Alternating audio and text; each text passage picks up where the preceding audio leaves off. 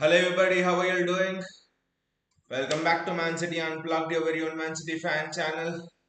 Pep's put out one of the strongest teams. I've seen this season. He's gone ultra attacking. Sherky, Foden, he started both so early in the campaign.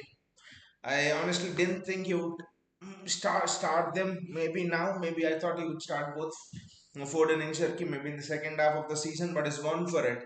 Haaland, Foden, Sherky. Wow, that's going to be one of the best. I think that's the best attacking front three in the Premier League right now. I mean, front sort of attacking players in the Premier League right now. I think it's just so good that front three, to be honest.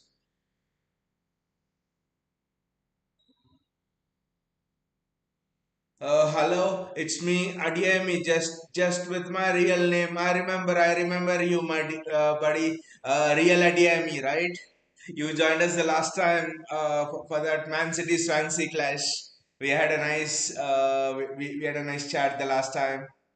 Welcome again, welcome to the stream again, buddy. Great to have you here. What do you think of him starting Sharky and Foden together? It's interesting to see where does he play Sharky and Foden. Does he play Sharky on the right and Bernardo Silva in sort of box to box role in the middle, or does he play Foden on the right, Sharky in the middle, or Bernardo Silva on the right, both Sharky and Foden in the midfield as two attacking midfielders? That will be an interesting question. Uh, Adiyemi says, "What's the prediction?" Mate, I've stopped giving predictions here because uh, I've stopped giving predictions here because whenever I predict, the reverse happens. And obviously, I would want City to win, and I'll predict that, and the reverse happens. So I've just stopped giving. I've just stopped jinxing it. So no predictions, no predictions. ADM says Sherky finally gets to play in big games. I mean, he's played 30 minutes, 20 minutes against Wolves, and he scored a goal. And then against Everton, he should have had one or two assists. Whenever he's been given a chance in the Premier League, he's done exceptionally well. Against Swansea, was the man of the match, was the best player on the pitch. I think apart from the Spurs game, which Sherky would think was injured and went off, I think early. I think whenever Sherky's played here, it looks like he's been here for a long time. Adia misses 3-1. No way we are losing at the Etihad. It will be contrasting styles. Adiami, Bournemouth would love to come here and press, and it's the first time in a long time. I think since Pep's come from 2016 to now, I think it's the first time when we will have less possession than Bournemouth. I think it's the first time in a long time. I think we'll see a side press City. City will want to sit back and they would want to utilize Haaland on the counter. The dynamics of this clash will be very interesting. And how this clash goes today is an indication of where Pep thinks football's going in general. Because Pep's views are football's going back to those long throws, big physical striker up top, balls in behind, quick 1-2 counter attacks. So I expect Pep to sit back a bit, soak in the pressure, and release Haaland on the counter because Bournemouth love to press and Pep no, and I don't think Pep will press Bournemouth because that's not how I think this season Pep views football to be going. I think it's not like Pep can't press, but I just think Pep is building a team in the direction of winning the ball early and playing on the counter. Adiami says, I don't know about Nico at that midfield.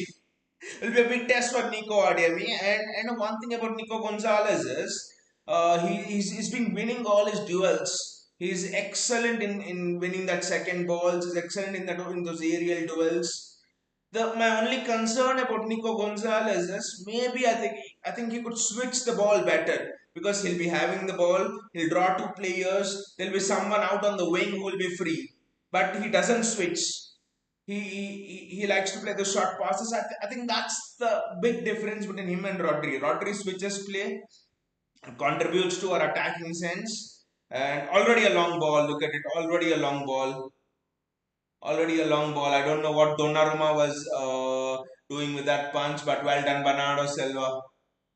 People are sitting on Bernardo Silva bit this season. I think this season Bernardo Silva is gonna be our most important player because he is.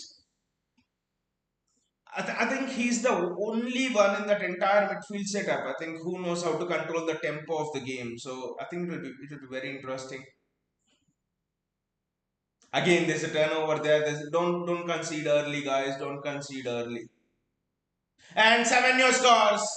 I think it's Cowpy Junior scores, but it's offside. I think he's offside.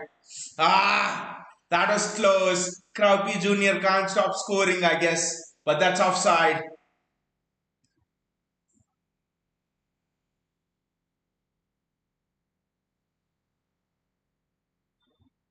Yes, he's offside. He's definitely in front. I think he's in front of the ball. He's definitely in front of the ball. He's definitely in front of the ball. But that's a reprieve. Look at it, Adiami. That's what can happen. I even if it's the Etihad, that's what can happen. Bournemouth are pressing us. Look at it. This will be a big test for us. This will be an absolutely big test for us, and we were lucky with that goal. Kraupi Junior just probably had to hold on. Adiemi says, did they score? Yes, it's 1 minute 50 seconds on my clock, Adiemi, and okay, it's 1 minute 50 seconds on the clock, and they scored, but it's offside. They scored, but luckily it's offside. The striker was in front of the ball. The striker was in front of the ball. It's such a difficult thing to see actually that if you when your TV is slow and when you know the opponent has scored, it's actually very painful to wait for those extra 1 minute just to see your opponent score. Erling Haaland will get to the ball. Uh, the ball just didn't fall Erling Haaland's way there. Interesting, interesting. Get Sharky on the ball. That's what I would say. Bournemouth are pressing the hell out of us. Bournemouth are pressing the hell out of us. That's why Bernardo Silva is so important. There's only one player who knows how to handle the press, this entire team, and that is Bernardo Silva. So crucial. Bernardo Silva is the single most important player in this match.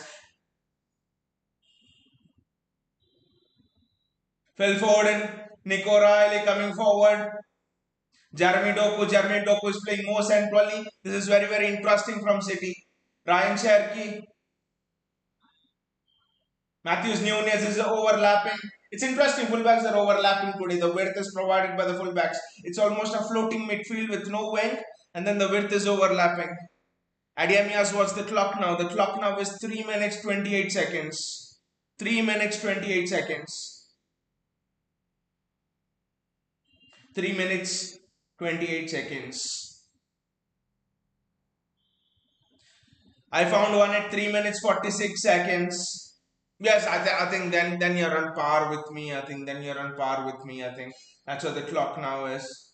Jeremy Doku, Nico Riley. Haaland just about gets to that. Good defending by Bournemouth. Haaland just about gets to that.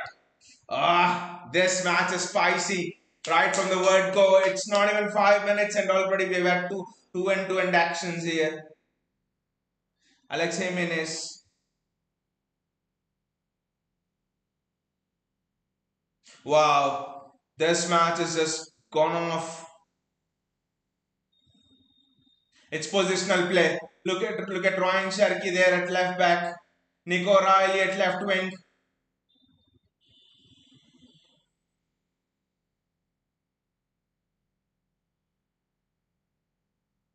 Wow,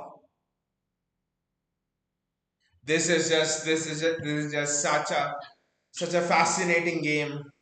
Both the sides are fighting that midfield battle, going into tackles.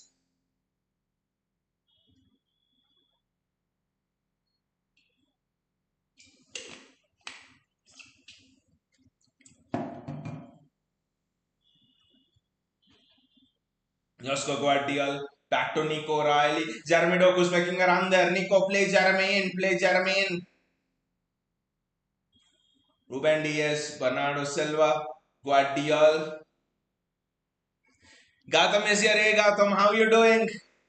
Gautam, first of all, I want your words on Ryan Sherky against Swansea. I know it was late in the night and you didn't join us, but what did you think of that Ryan Sherky's performance in the Carabao Cup match? And Phil Foden. Ah, Phil Foden there. Who interesting. Foden's playing almost next to Haaland in that half space. It's almost a 4-4-2 that City's playing. Look at it. Foden's almost playing as split striker over there. Doku's playing centrally. Nico Riley and Matheus Nunes are providing the width. Ryan Sharki's playing on the inside. Everything that we complained about in that Aston Villa game with the wingers staying wide and stuff, Pep's rectified everything. He does watch us. Phil Foden, I don't know why he's taking the corners. Ah, he doesn't listen to us on this. Phil Foden taking the corners, but the ball comes back to Phil Foden. But it's another corner. Gautam, there's no Reinders today. Gautam, I think if he plays Reinders here, we lose. I think he lost. We lost at Aston Villa. Gautam, I think we lost at Aston Villa just because Reinders played, because Reinders was not able to handle the physicality with Onana and Kamara. So I think he is playing Bernardo Silva here, who handles physicality in another way. He can float with the ball, pressure assistant. Ah, almost a Haaland header. Gautam says blissful. Adiami says close, Foden. But Bournemouth are on a counter attack here. It's a Nunes. That is exceptional from Matheus Nunes. Guys, what a tackle that is from Matheus Nunes. Wonderful defensive work. Wow, Matheus Nunes. Look at the pace. Look at the power in the tackle. Wow, Matheus Nunes, you beauty. Wow. Wow, Matheus Nunes. Nunes, excellent, excellent. Look at the power, look at the precision, look at the precision of the tackle. I mean, the turn of pace in the tackle was outstanding. I thought no way Nunes is catching him, but that he turned that pace on and that is beautiful.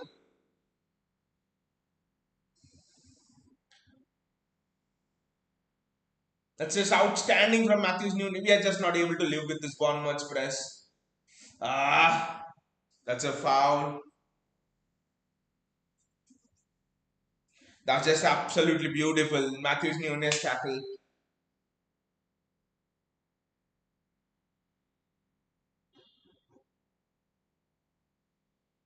I mean, he has a question for you guys. Here's a question for you guys. I know we got Tijani Reinders from AC Milan, but I would want you to compare him with two other players which we have been linked in the last 2 years. One is Morgan Gibbs White. I mean, this transfer window we have been linked to him, and the other one is Lucas Paqueta. And both these players, I'm telling you, are capable of playing the role Reinders does. So, do you think that both these players actually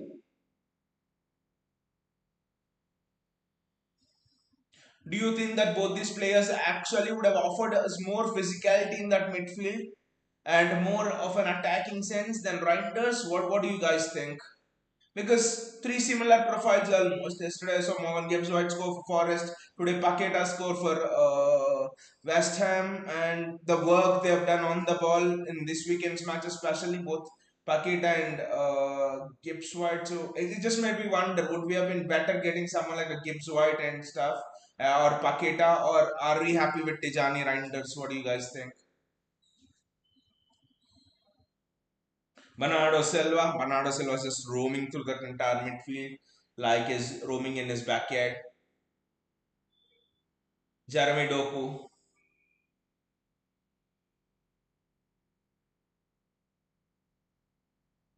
Nico Riley, good switch,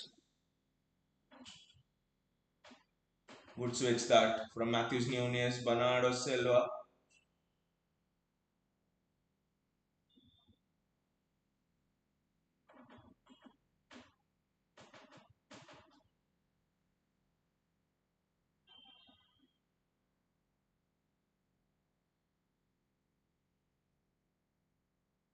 Almost a good ball there by Ryan Sherky to Erling Haaland. Well played.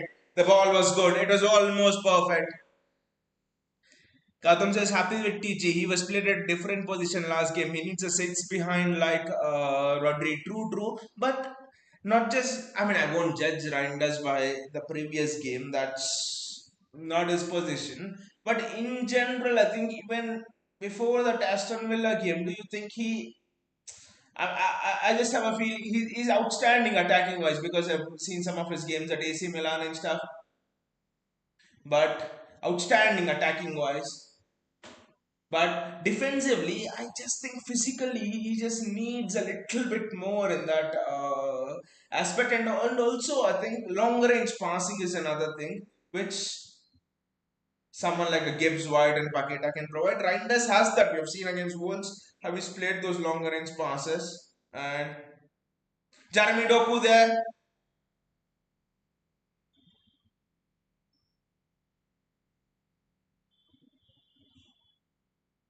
Haaland just cannot get his shot away, but at least they're creating something for Haaland. I think he'll adapt Gotham. Like you said, I think of the three I mentioned, Reinders, Gibbs White, and Paquet, I think Reinders is the one who's absolutely having the highest potential out there in terms of, especially the goal scoring threat. Right, right. Just a bit of doubt that popped up because the other two have had excellent game weeks right now. But we are struggling here. We're struggling here. Real DME, what do you think? What do you think about the Reinders and Paqueta thing? But we are struggling here, guys. We're struggling here. We're struggling here to keep the ball. Bournemouth's press is very, very good.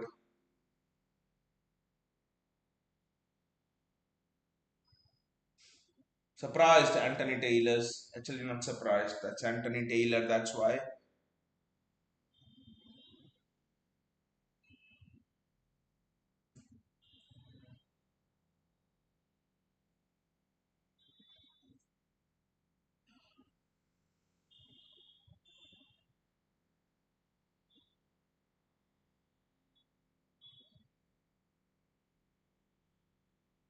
Nunes is just outstanding again. He's up against Semenyo there, and he's just been when off the ball the runs how he's tracking Semenyo's runs are just standing. And he's sort of playing as in a wing back role, not exactly in a full back role. And also, I think the wing back role suits him more than a pure full back role. I think that's wonderful from Ryan Sharkey. Almost to Erling Haaland. Wow, Ryan Sharkey is just putting up a show here. Already two very decent balls, not the best balls, but this one almost onto Erling Haaland. Haaland's getting that service. Haaland is getting that service. Great balls from Ryan Sharkey.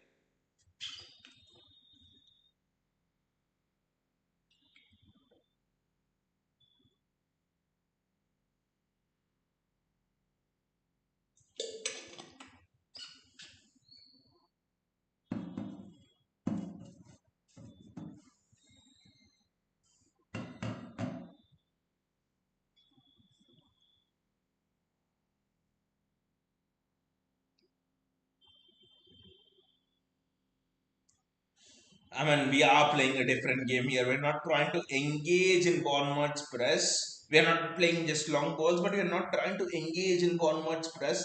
It's almost like we're going to we are trying to win those duels in the midfield. We are not pressing Bournemouth high. I mean, when is the last time you've seen a team come to Etihad and dominate position like this?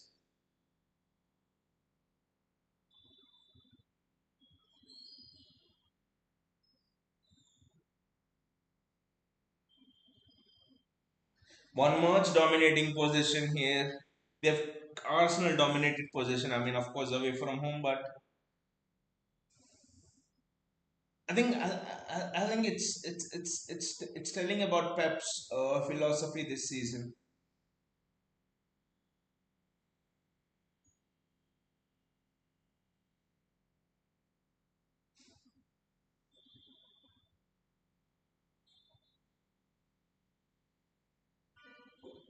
I have bad feelings about this match. I don't know, buddy, but I feel very good about this match. I don't know why. My feelings just it feels good about this match, particularly since it's at the Etihad and defensively we are looking strong, especially Matthews Nunez on Semenyo. That's another duel, Nunez against Semenyo.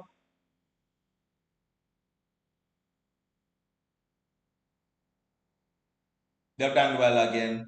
Combination of them have done well. I don't know. Doku is just playing all over the field. It's just almost positional fluidity here. No one's having exact positions. Everyone's just sitting back. It's sort of in a 4-5-1, 4-4-2 block. So it's very unlike City. That's again good defending. Haaland as well. Erling Haaland is through. Erling Haaland is through. Erling Haaland is through. And Erling Haaland scores! Wow! That is a counter punch! Wow! Wow! Wow! Wow! Erling Haaland scores! Wow! Was the ball behind Cherky? I don't know, but Erling Haaland scores! Wow! Wow! Wow! That is Dortmund Erling Haaland! Erling Haaland scores. Wow. Woo! But who gave the ball, guys? Who gave the ball? Look at him run. It was almost him running like a child running behind an ice cream cart. That's how Erling Haaland ran. But just look at who gave the ball. Who gave the ball? Haaland as well. Ryan Sharkey. Ryan Sharkey. Wow. And Ryan Sharkey's first assist for us is with the head. Ryan Sharkey's first assist. Is it Ryan Sharkey? I think yes, it's Ryan Sharkey. Ryan Sharkey's first assist for us is with the head. Wow. Wow. Wow. Woo! Gautam says Sharkey different gravy 2.0. But who gives an assist with the head? Gautam, who gives an assist with the head? Wow! Who gives an assist with the head?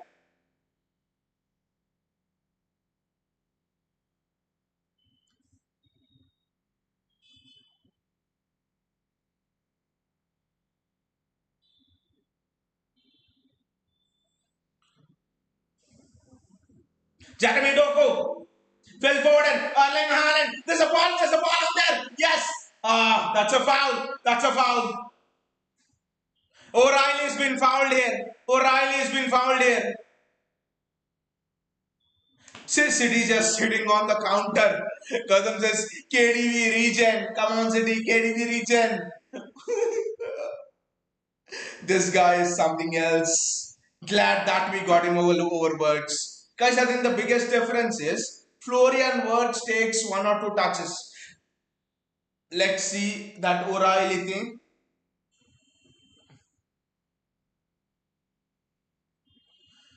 I think he's offside, probably. I don't know. But yeah, Florian Wirtz takes one or two touches.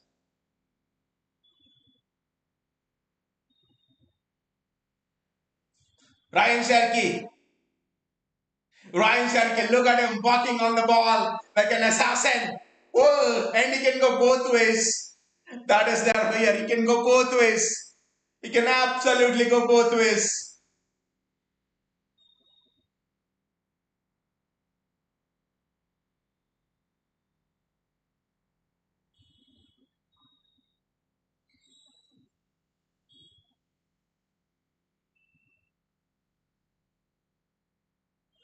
Ruben Diaz.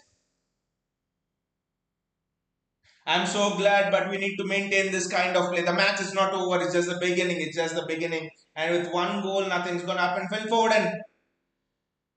Sharky. Is showing maturity as well. He's just 23, Sharky, but he's showing absolute maturity. I think he's 21. L is not even 23. Ruben Diaz.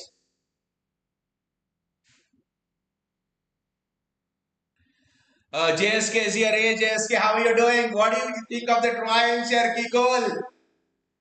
Gautam thinks he's a KDB region. I think is the same thing basically. He's a KDB and David Silva hybrid for me. Matthews Nunes, the fullbacks providing width is the biggest difference in this match, if you ask me.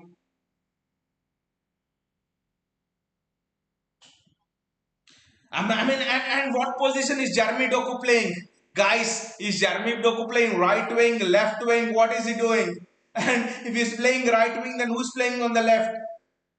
This is just fluid positional football. There are no positions for attacking players at all. I saw Sharky at left back a while ago.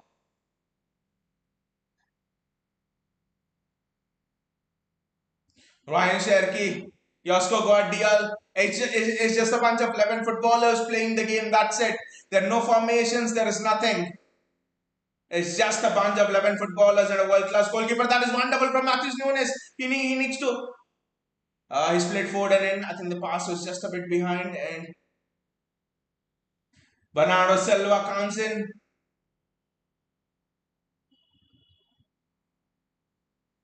Matthews Nunes, Jeremy Doku,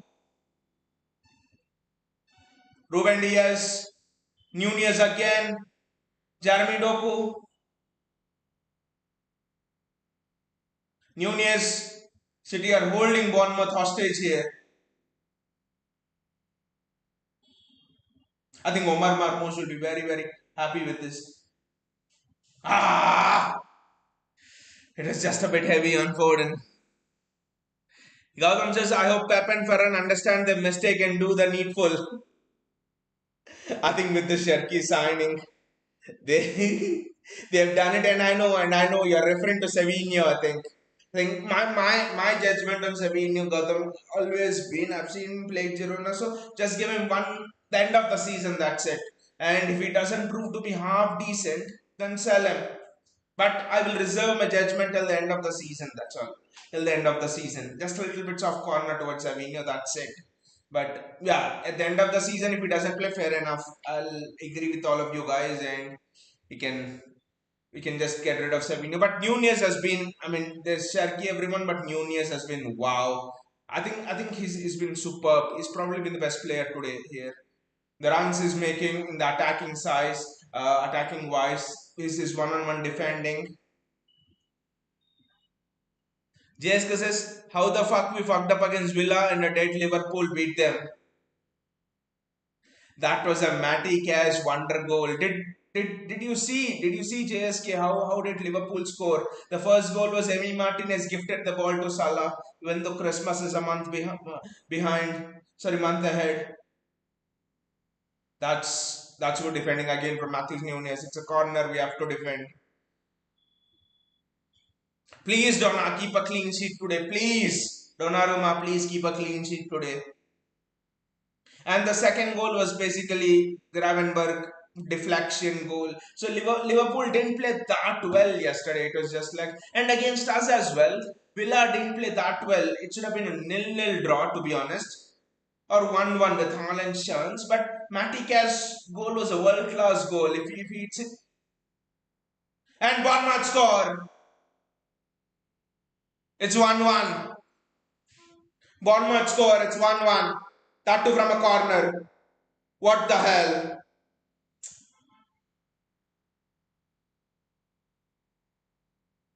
I don't know what they are asking for. I just don't know what they're asking for, but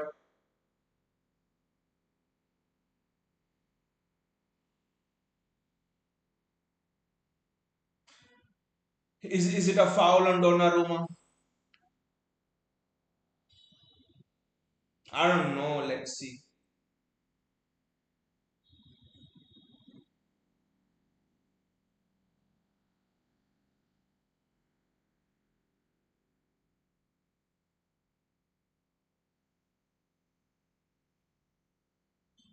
I mean, the Bournemouth player let go of Donnarumma there, so I don't think the foul will be given. But what a shit way to concede the goal.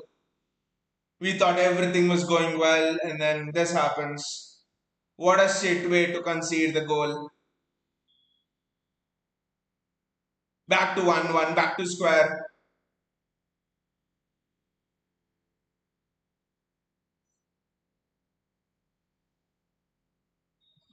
It's a yellow card for Donnarumma. There was a foul on him. There was a foul, but I think he just let him go. I think Donnarumma maybe should have been a bit more stronger there. Just punch through the bloody Bournemouth player's nose.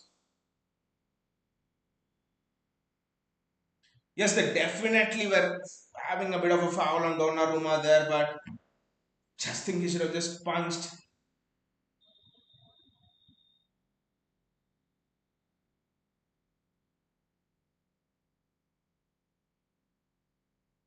Just look at Donnarumma. He's angry. Bournemouth have risen the angry version of Donnarumma.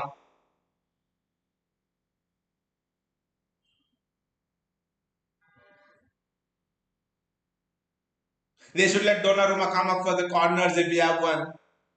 He should have just punched that Bournemouth player in his face.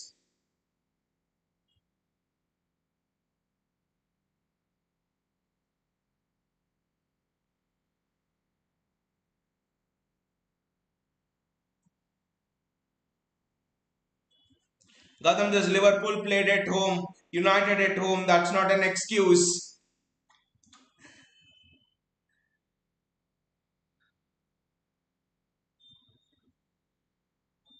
Bournemouth again. That's an offside. But again, the entire intensity is gone down after that goal. Sharky is a very good player. Villa at home is much harder, especially for us.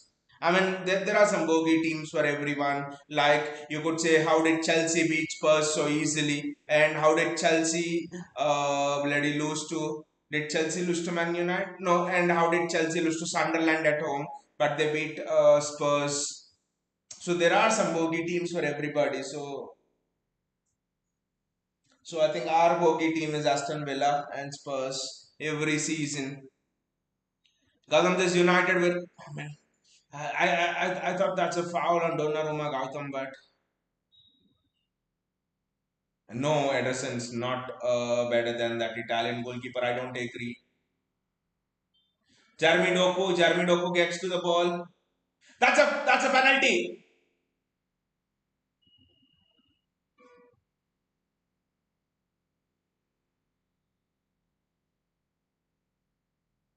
There are a couple of penalty shouts there, but City still have the ball. That's a penalty. That's a handball. That's a handball. That's a handball. I don't know why the ref is not giving. That's a handball. That's a handball. That's a clear handball. Come on, Gautam, that's a handball. Abba, that hit his leg and hand. I don't think that will be given. That hit his leg and hand. I don't think that will be given.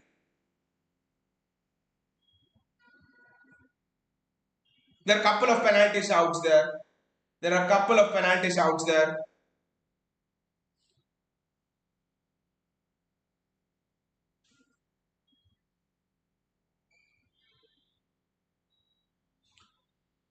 VAR is checking it, but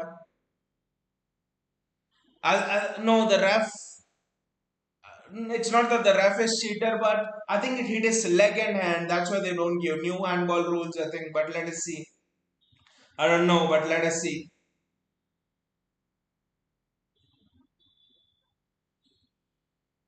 It hit his leg and hand. I think that's the reason. Ah! That's another corner. Guardiola should have scored there. Now everyone is pumped up here due to what the Tyler Adams idiot did. Look at how they're attacking corners. They're attacking corners like a gazelle here.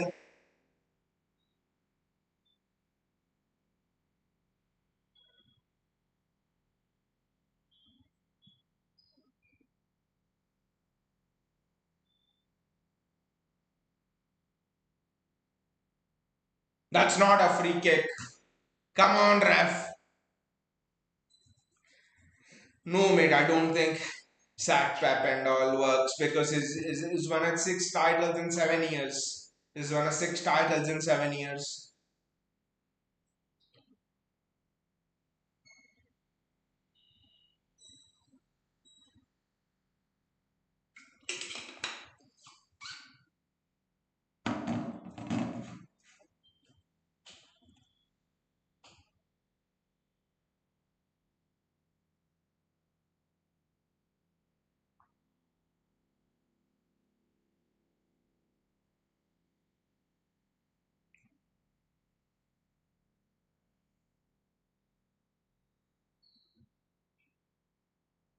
Jeremy Doku's doing done well here.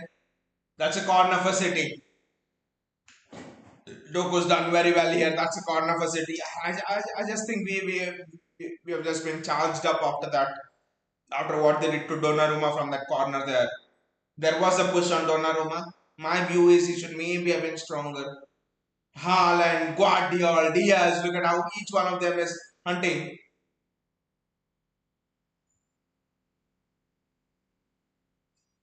I'm just angry what is City doing. But we have gained a foothold in the game. I know we have conceded that goal, but we have gained a foothold in this game.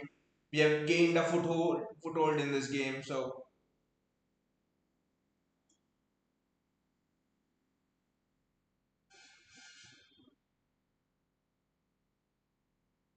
Nico Riley is in the middle here. Nico Riley. And also we need to remember this is a season where first season where we are rebuilding. So we need to be that bit patient with the team as well. Erling Haaland goes through again. And Erling Haaland scores again! Wow! Erling Haaland! What a player! What a goal scorer! Wow! The gazelle! Erling Haaland scores! Wow! Wow! Again! Erling Haaland scores! Wow! Who gave the assist now? Is it Ryan Sharkey again?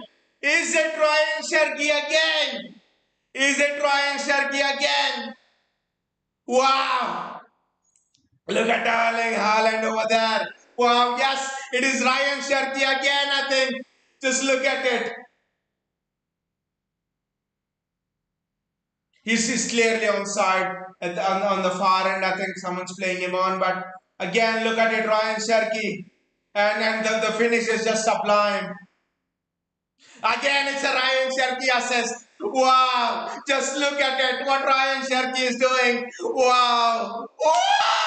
Come on, City. Come on. Look at Ryan Sharkey there. This combination is going to be brutal. This combination is going to be lethal. Ryan Sharkey and Erling Haaland. Wow! What a combination there. Ryan Sharkey and Erling Haaland.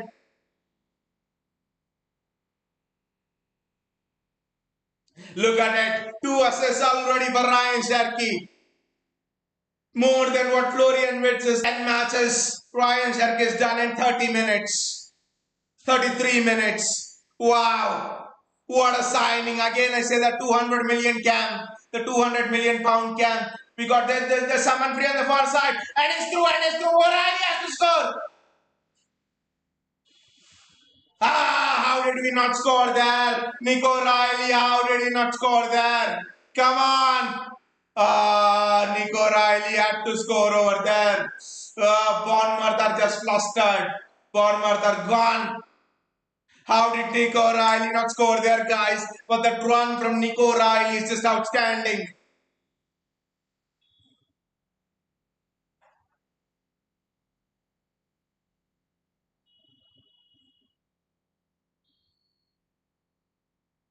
That's a mistake from Ryan Sharkey. He's giving it straight to Semenyo. That's a mistake from Ryan Sharkey. Please do not let him pay. He's had an outstanding game. Donnarumma, well done. That's fine. That's fine from Ryan Sharkey. It happens. That's an ambitious ball, but good try. The try is very good. I mean, the attacking play has been scintillating. Wow. O'Reilly should have just scored that third, to be honest. This is just some show that Ryan Sharkey is putting on.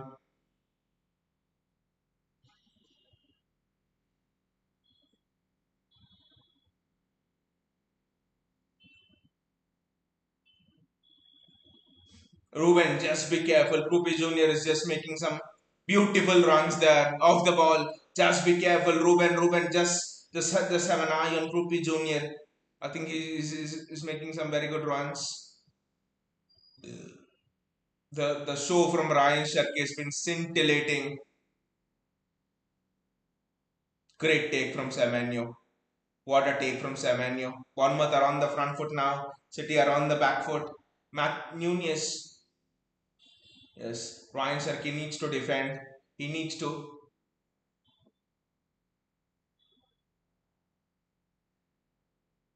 Doku does well. That is excellent. City again almost on the counter attack. Haaland needs to get himself. Haaland is through again. Chance for Haaland. The City should have been 4 goals up. We should have been out of sight of Bournemouth. Wow, just look at how maybe Haaland had to go for the shot. Haaland had to go for the shot. He did everything right. It's just unlucky. Maybe the goalkeeper. You have to give credit to the goalkeeper, but should have been 4-1 City. The game over. Game over within 36 minutes. That's what it should have been. O'Reilly should have scored. Let us score the third goal before the break, guys. We have to score the third goal before the break. That is the momentum we are having.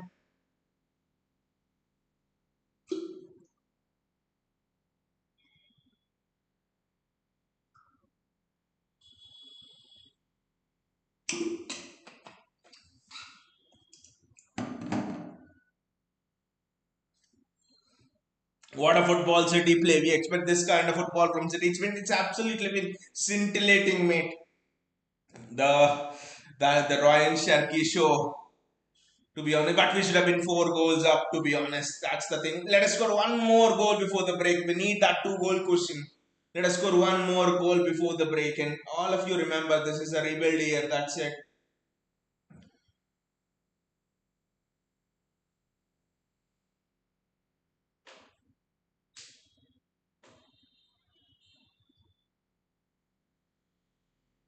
And City get the ball again there. Bernardo Silva. How can he find someone? I think he's closed down.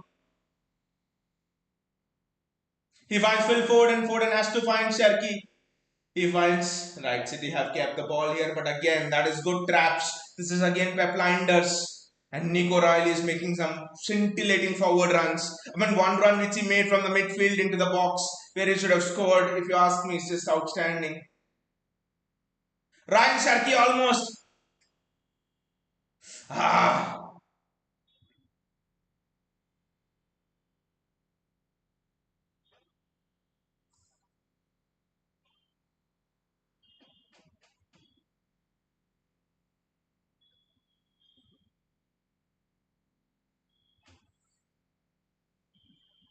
Anton Semenyo is down. But we have defended very well against Semenyo. Look at Matthews Nunez there. And Ruben Diaz. I mean, due to what Adam Smith has done, City have become ultra aggressive. Donnarumma, I mean, once Bournemouth's first goal went in, if you looked at Donnarumma, he was just like pumped up. Go, get this, brats, get this, idiots, just go. I think that's what he said, and it just pumped the entire team. That was wonderful from Doku, and Nico Riley had to score. I just hit the Bournemouth defender in there, but Nico Riley, once he's rounded the keeper, I think he needs to go for goal there. I don't know why he's just playing in trying to play in Foden. O'Reilly needs to go for the goal there.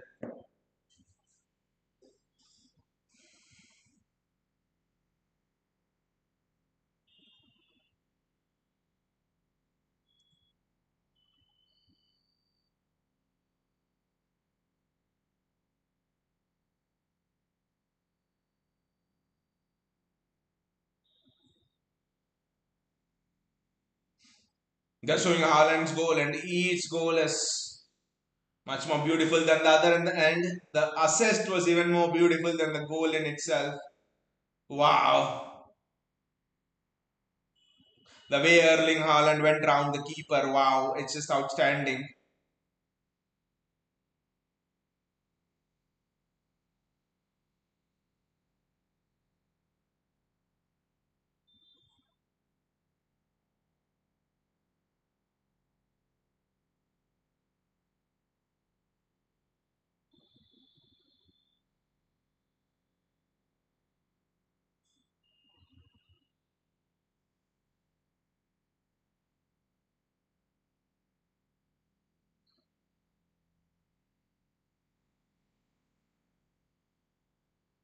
Don't know what's happened to Anton Semenyo there.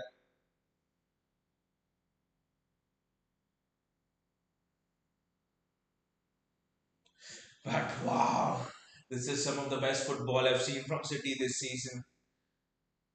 I mean, in a long time, I would think, because last season we were absolutely crap. So,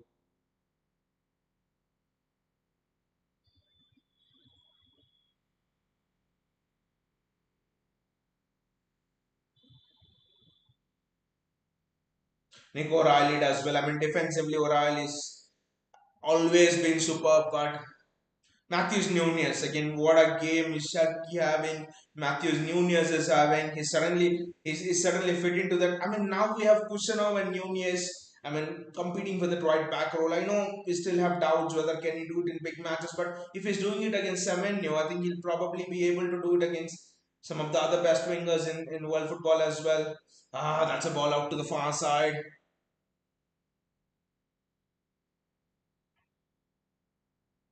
Sharky's done well that defensive work.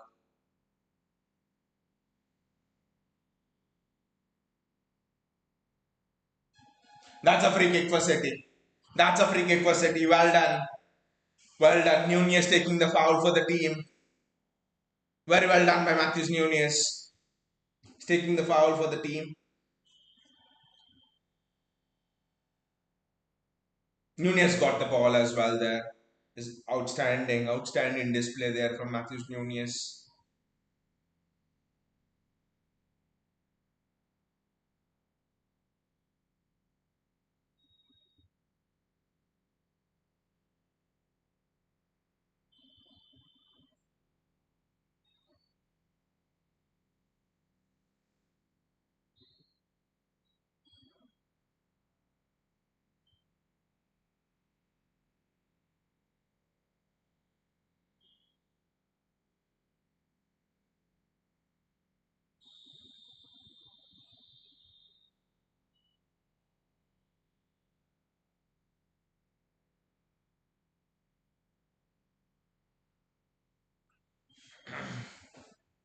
We need to get the third goal, guys, for our dominance. We should have had two more, but we need to get the third goal.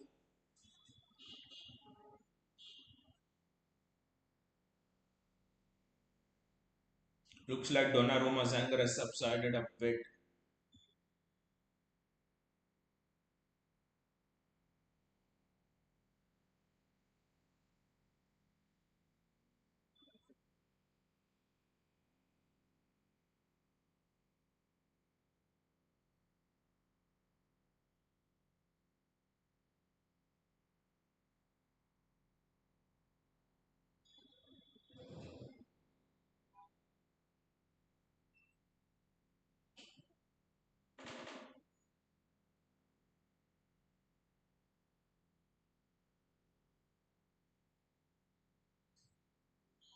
Good defending that, but the danger is just not cleared. Need to be sharp enough here. He's done very well against Semenyo up to this point.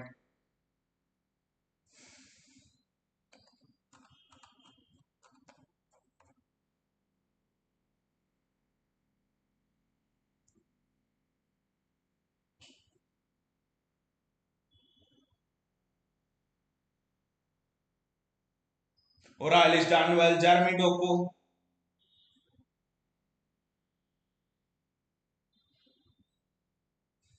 That's a throw in for City. Doku's been very, very good. I mean, that's the thing. When you put both your wingers in those wide areas, I just think it doesn't work for City. But when you play both your wingers centrally and tell your fullbacks to utilize the width, and with Sharky and Foden also playing through the middle, I think it just works wonderfully well. It remains to be seen if Pep actually continues with this or not, or brings in Savinho back again next game. We just don't know with Pep. Anything can happen. But yeah. The pressing's been good. I mean, we haven't pressed everywhere. We've just laid traps and pressed. That's it.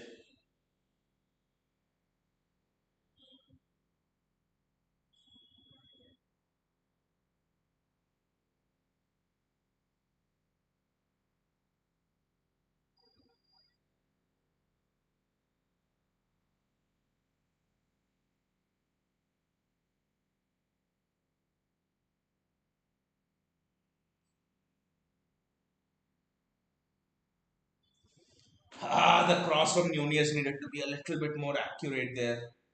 Bernardo Silva, O'Reilly has to track back. O'Reilly has to track back.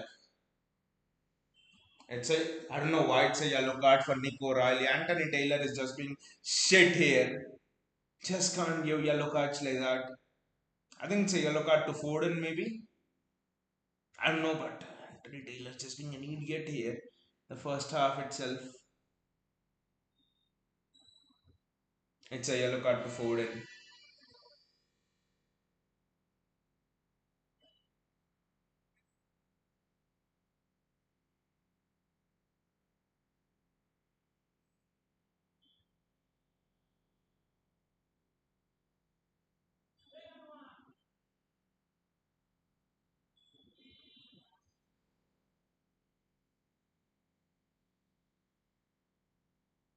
I think Ryan Shirky's comments after the Villa game, or I don't know if the Swansea game, I don't know. They're very interesting. But Bournemouth on the attack. We'll get back to that after this. But Bournemouth on the attack.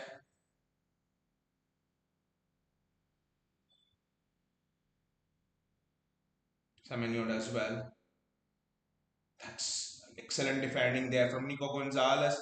Ryan Shirky. Shirky as well. That's a very good switch there from Bernardo Silva to find Nico O'Reilly. He managed to keep the ball in. Foden. I think Foden's playing a bit of a deeper role today and he's also attacking the box, but he's playing a bit more of a deeper role. He's almost playing the Tijani Reinders role, to be honest, Phil Foden today.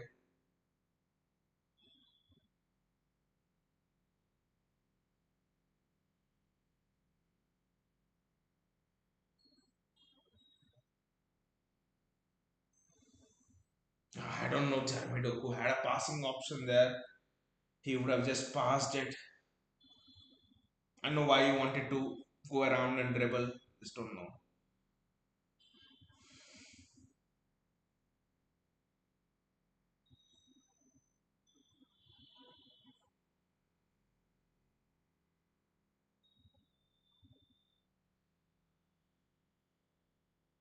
Jeremy Doku, Josko Guardiola, Bernardo Silva,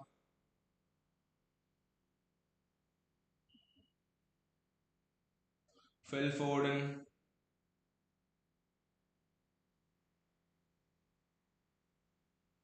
Foden's got up and it's a free kick to City anyway.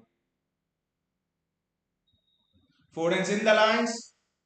There was a chance to find Haaland, but Nunez.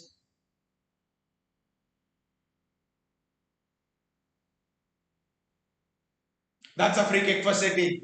That's a free kick for City. They're just fouling Foden. Where's the yellow card? Ref, where is the bloody yellow card?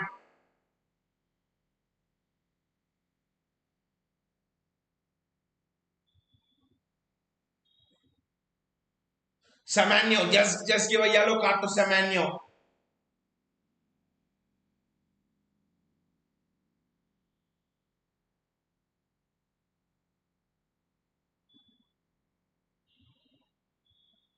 It has to be Ryan Cherky taking this free kick. This could be the last kick of this half, but it has to be Ryan Cherky taking the free kick. Has to be Ryan Cherky. Yes, he's put the ball down. So it will be Ryan Cherky. This will be very, very interesting. Guys, can he score another goal? Can he score his second Premier League goal?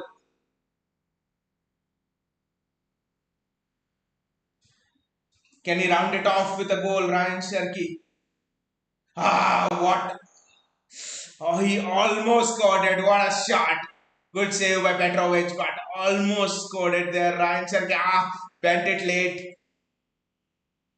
It's a corner, I think.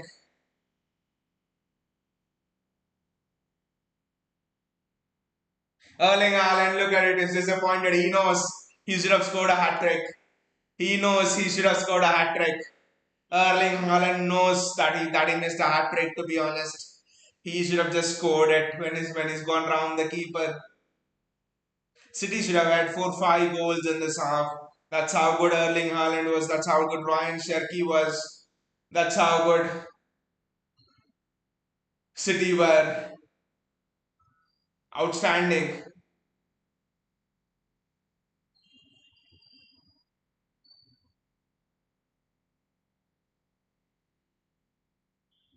Look at it. That was the Ryan Sharkey show. There's no doubt about it.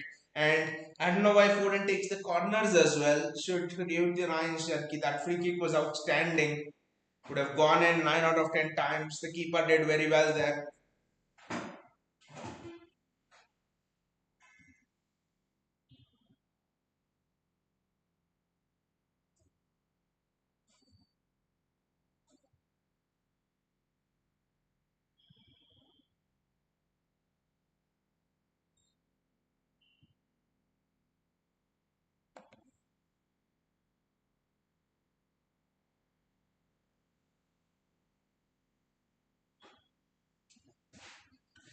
Bayaji is here. Hey Bayaji, how are you doing? This ref is a dose, but Nico Riley should have himself with that chance. Bournemouth are there for the taking. I mean, Bayaji, Nico Riley's chance, Erling Haaland's chance, the free kick from Sherky. I mean, leave the free kick from Sherky. He did very well, but at least at least one out of those two, at least one out of those two should have gone in. I can't understand why Nico Riley, after going around the keeper, tried to play the ball into Foden. You could say he's unlucky and it came off the defender, but at that moment, when you go around the keeper, I think you should. I think you just should go for the goal yourself. The goal was there for the taking. O'Reilly should have just blasted it into the net. If something happens of the rebound, Foden's there. I think that should be your thinking. I don't know what. But the run from Nico Riley was outstanding. What a fullback we have. I think that is one of the best fullback runs I've seen in a while, to be honest. How he's made that run. How he's made that run was amazing, Bayaji. From that left back position through the midfield. The pass from Doku was very, very good, but how he's made that run was absolutely superb. It was just something else.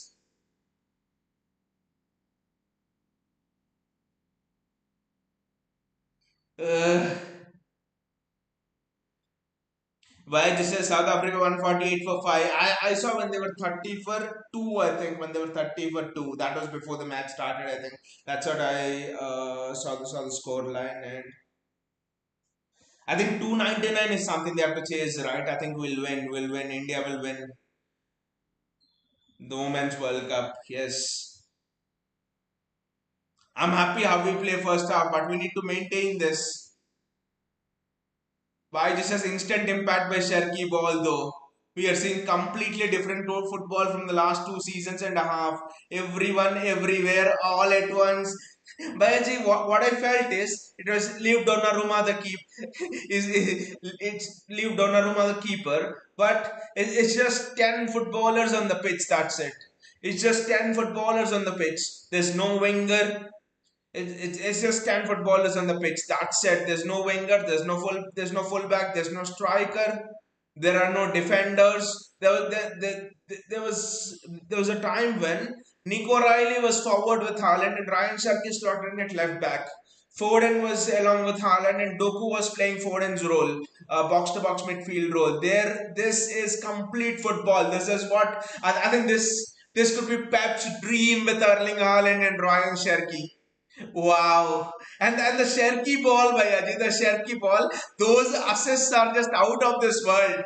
Just look at it. One assist with the head, but then the second assist that he gave was just out of this world. It was just outstanding from Ryan Sherky. The second assist that that he actually gave. That was just superb there from Ryan Sherky.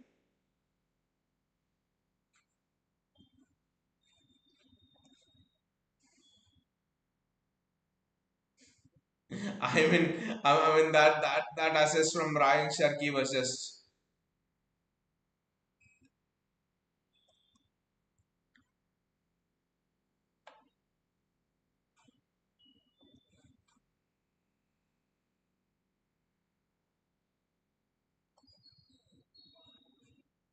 just a second, guys.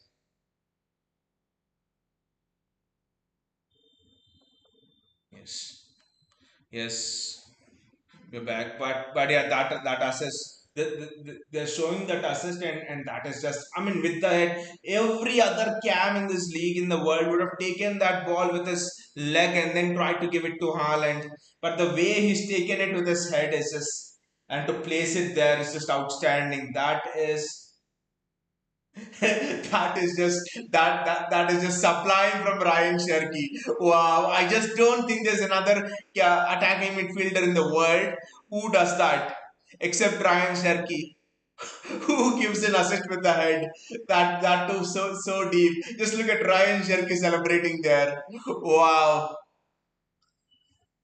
But Bayajee, against Aston Villa, what killed us was the wingers playing wide. And today the biggest difference is the wingers did not hug the touchline. I don't even know who's playing right wing. There are no wingers at all in this match. Both O'Reilly and Matthews Nunes are just playing through the wing. That's it. Nunes and O'Reilly have also been very superb. A word on Nunes will come back there, but again, it's just the wingers. I mean, the fullbacks providing width is what has actually changed it up for us. Bournemouth, I don't remember them having a chance. Yes, the first goal was offside, and then after that, from the corner, and that too, I just thought they blocked Donnarumma a bit. I don't know.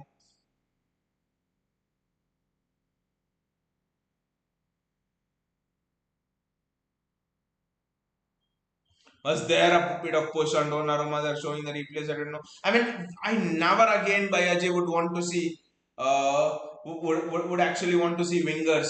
I mean, wingers hugging the touchline. Again, now look at this second Ryan Cherky assist. Outstanding.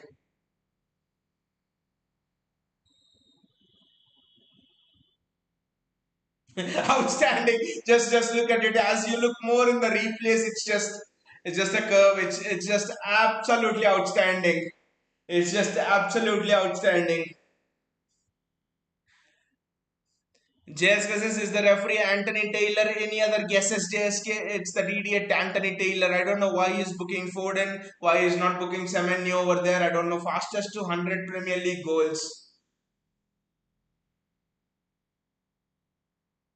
So Alan Shearer 124. Haaland has 98 in 107 appearances, I think. That Alan Shearer is just laughing over there.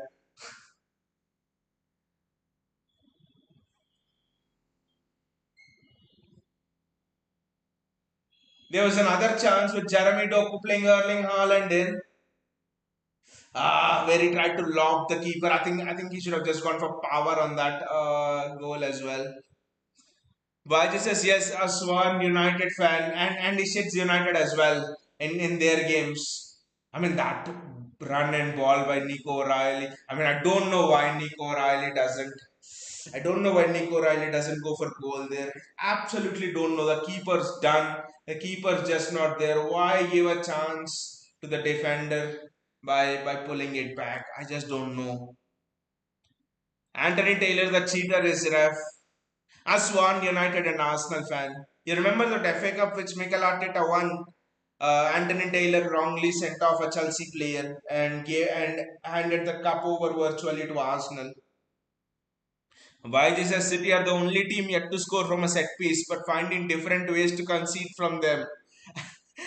And also the beauty here is by Ajay, not just different ways to concede from our own set pieces, but I mean not opponent set pieces, but we concede from our own set piece as well. We hit the corner and opponent goes down the other end and scores. We've seen that so many times. I mean I don't.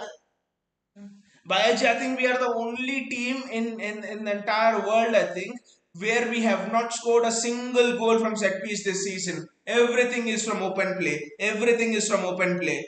Erling Haaland's not had a single penalty this season. And I think Erling Haaland, what, he's on 13 goals this season already without a single penalty. I think he's on 12, 13 goals without a single penalty.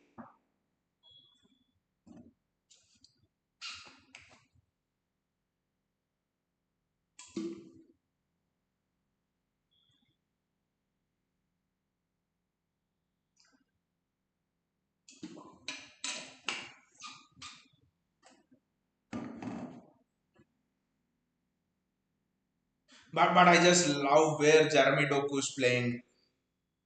Just imagine Omar Marmoush playing in these positions. He will love it even more because Omar Marmoush can strike from anywhere. I think if Omar Marmoush comes into the team, the opponents are done. The Premier League ain't ready for this. I mean, just imagine Nico Gonzalez has been very, very good, but just imagine I think Rodri comes back here and Omar Marmoush comes in place of Doku. Doku's been good, but Omar Marmoush, the striking instance, I think you'll have another extra player who can go in there.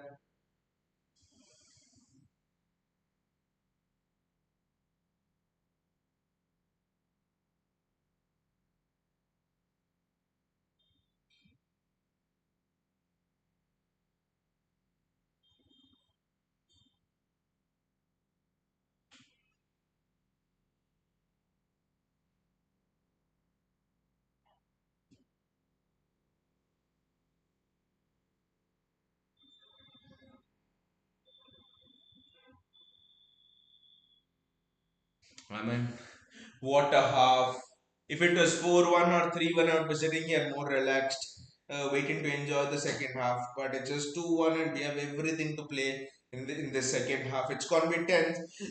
It's going to be very tense.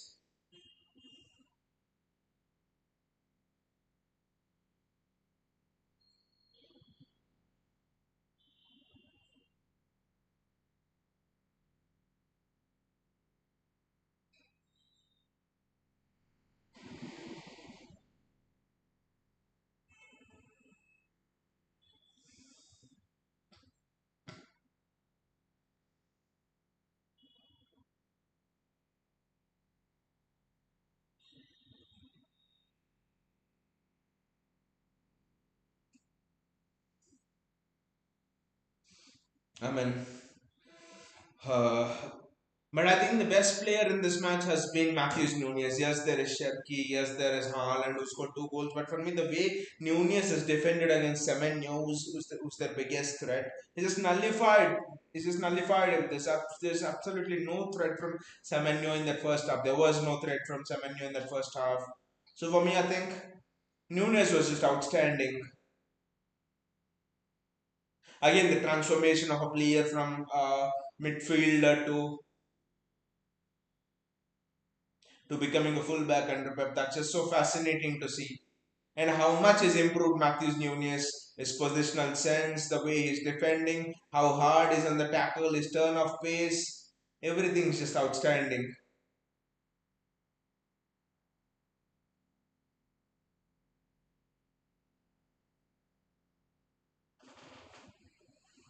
City goes second in the table if we can win this, but it's just 2-1 and everything to play for.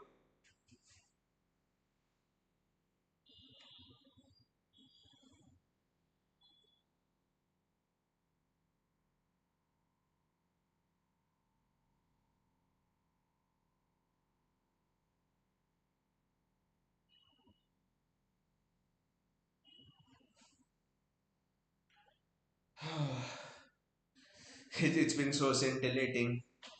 I won't use the word energy draining, but it's been energy charging, especially after Bournemouth scored their first goal. We just had our foot on their throat. We were just outstanding.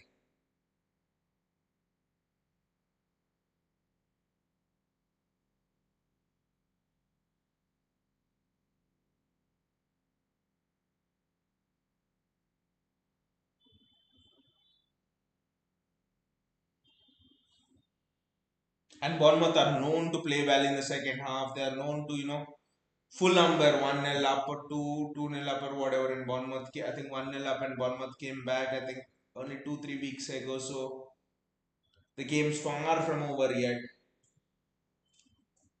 But I'm quite liking what we are actually doing.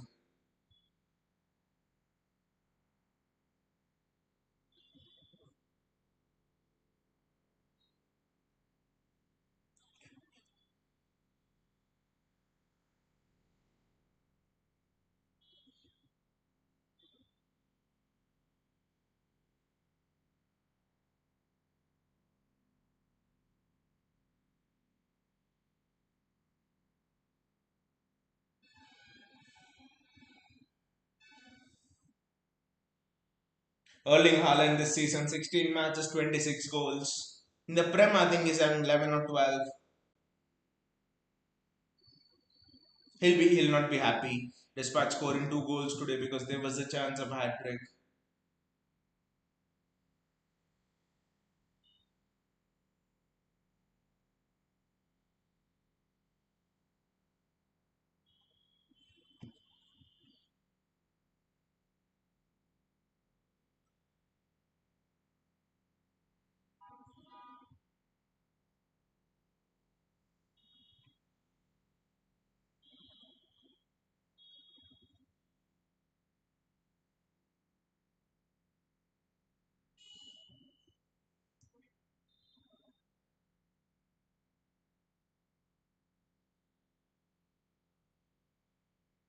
It's been a while since I'm seeing both our fullbacks solid. Yes, Guardiola played at left back, but Guardiola's not as solid at left back as Nico Riley. That is excellent skill there from Nico Riley. Wow. No, Phil Foden left it on a back heel. I don't know for whom.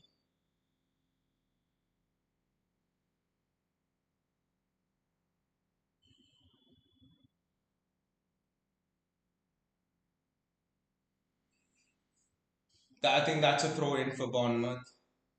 Harry Brooks was fouled there, but little bit of, I mean, good bit of play there from Bournemouth. Look at it. That's why they're so dangerous. We need to be careful. Interesting to see when he brings on Aitnauri, Rodri, Aitnauri, and Marmoush. I think those are the three people I expect.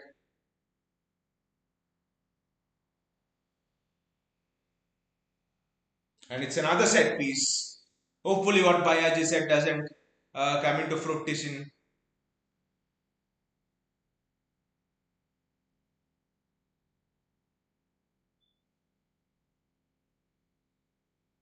Yes. We have defended the set piece well.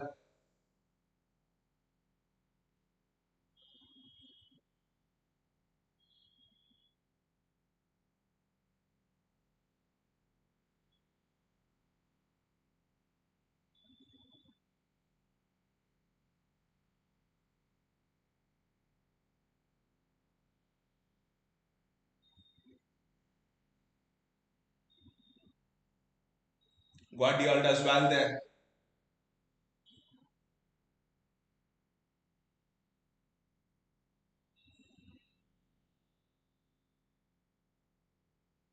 Semenyo is just fed up that is not getting the service. Let's see how his attitude is when he doesn't get the service. What can he do?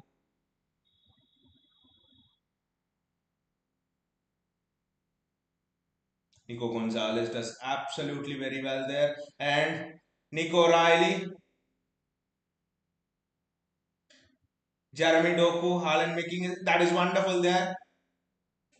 Ah, having leapt that high, I think Erling Haaland should have got his head over it and it is tested the keeper over there. But again, a very good move.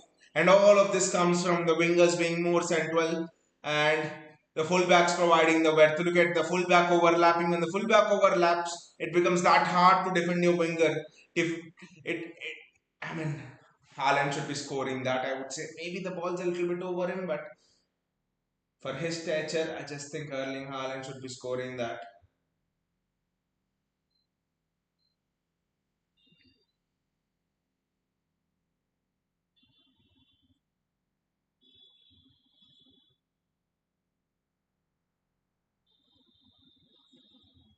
Donnarumma is so tall that if the ball goes over him, I think that has to be avoided. That has to be given a special award.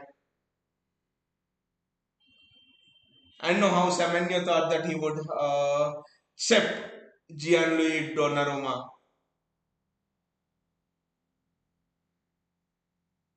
But again, it's a dangerous thing to do. What while tracking back, you fall down. There are a lot of caveats in that.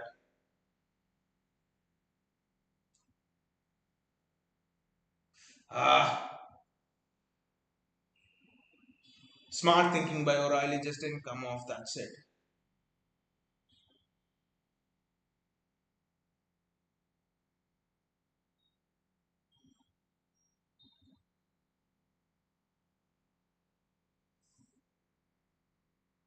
Good thinking, but I think Krupi Junior was anyway offside there.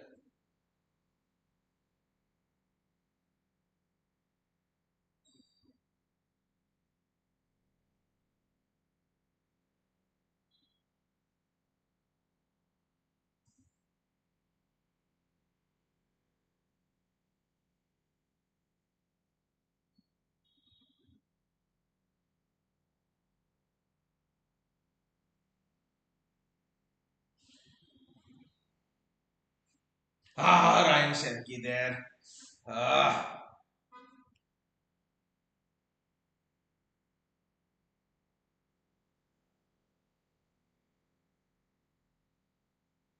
lucky, City were lucky over there. Semenyo did well. Semenyo did very well. That was a good ball across. The first time I think Nunez has been caught a bit high up. No one's attacking the box. But we had it covered up anyway. But great touch from Semenyo there. Fantastic first touch.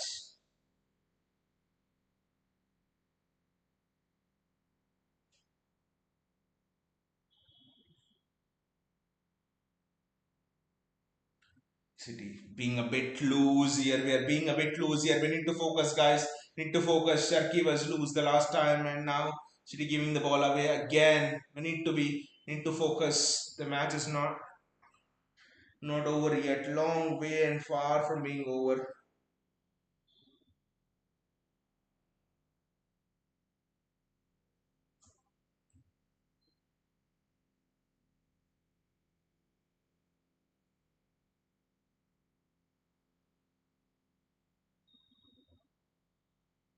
Donnarumma does well. I mean, routine take, but yeah.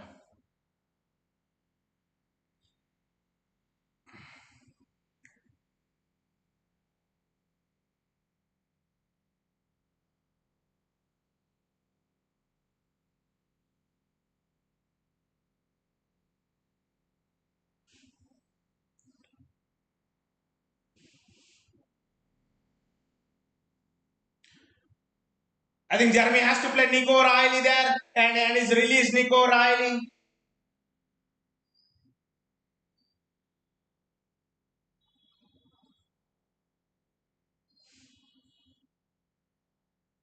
O'Reilly does exceptionally well. Jeremy Doku.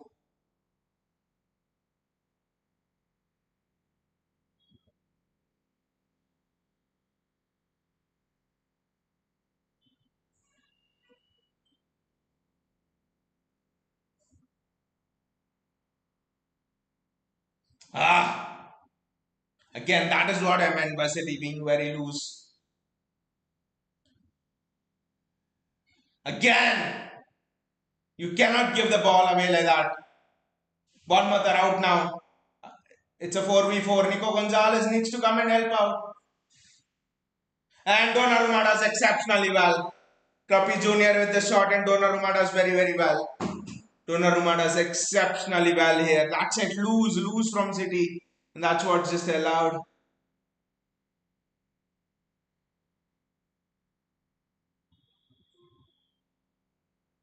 Donnarumma does well.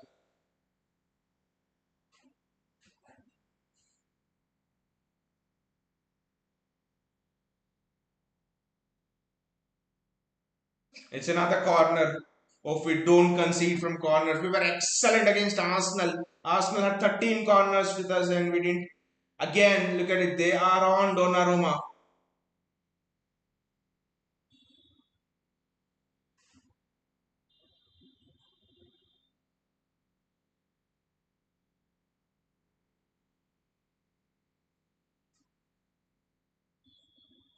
Donnarumma does well. Can he throw it out? Erling Haaland comes out, but I think Foden needed to take much better care of the ball there. Foden needed to take much better care of the ball, to be honest.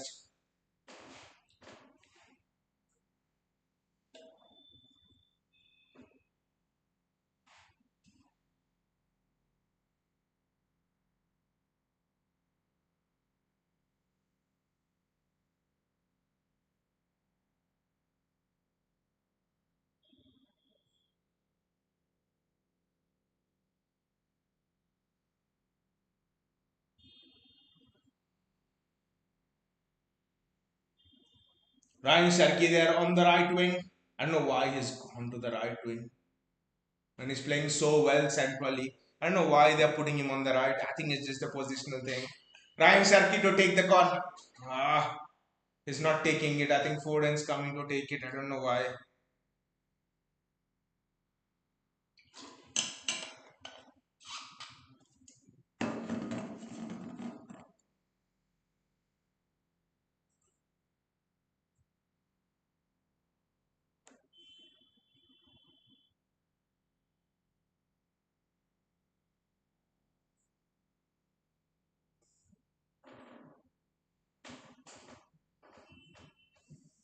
I don't know. I think Sharkey should take the set pieces. Foden's just been absolute shit at set pieces.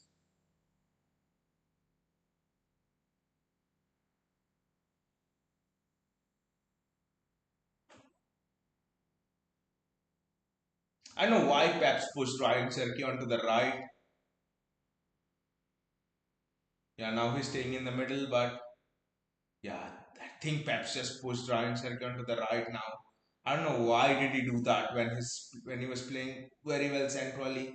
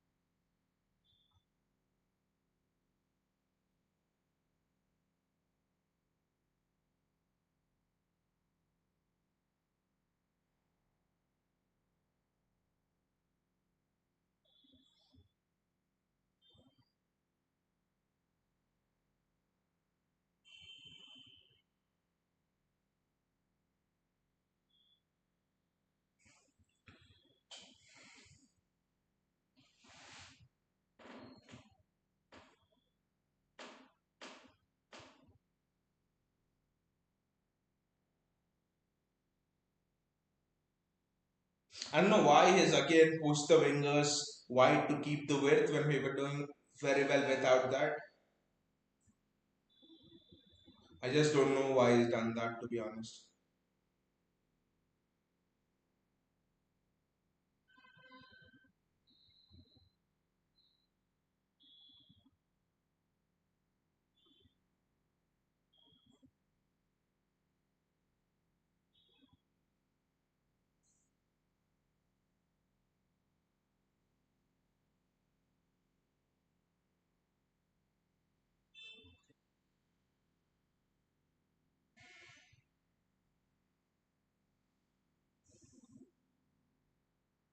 We need to get the next goal, guys. We absolutely need to get the next goal. I don't know what Nico Gonzalez is doing there. Absolutely stupid. Don't know how Nico Gonzalez was caught on the ball there. That's absolutely stupid there. Nico Gonzalez should not be getting caught like that. He has to learn that he's taking a bit more on the ball, time on the ball to my liking. He just has to receive the ball and pass it faster. Foden's actually controlled the tempo of the midfield very well today.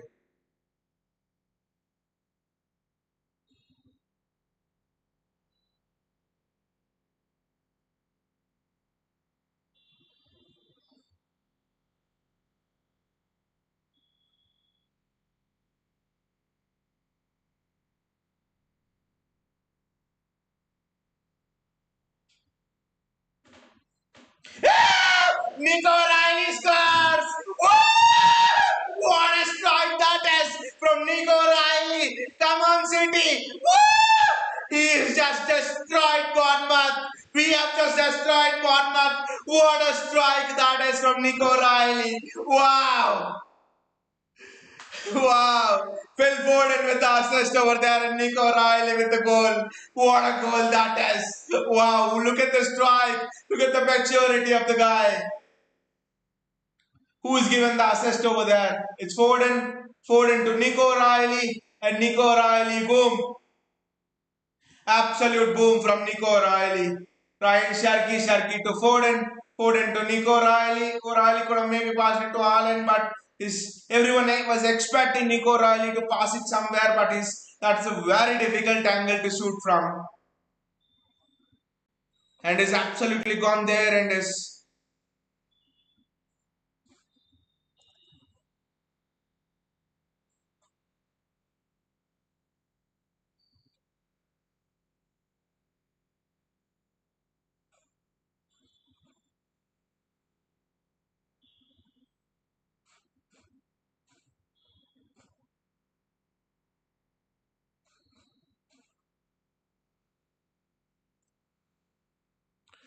see Pep reaction after that call. He's telling Phil, that is what I wanted you to do.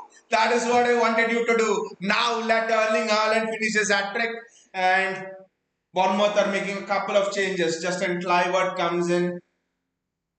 Evan Nelson comes in.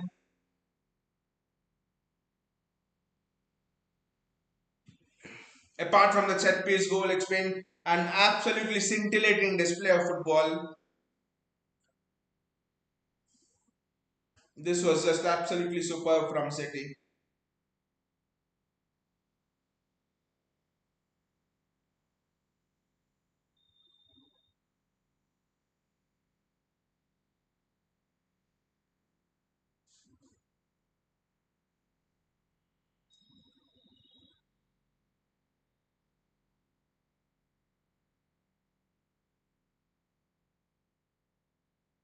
What a goal from Nick O'Reilly that was. Now, can Cherky and Haaland kill Bournemouth on the counter?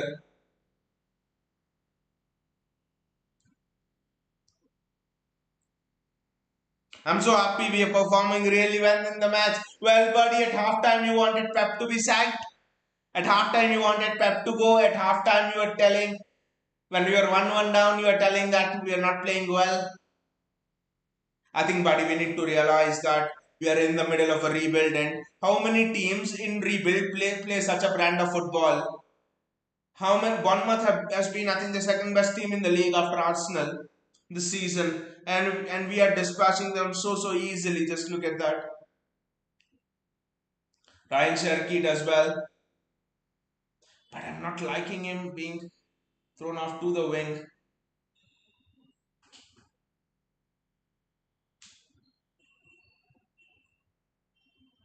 Nico Gonzalez does very well there.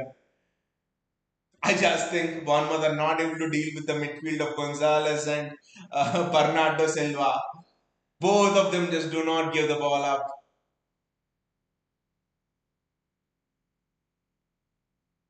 Ryan Sherky,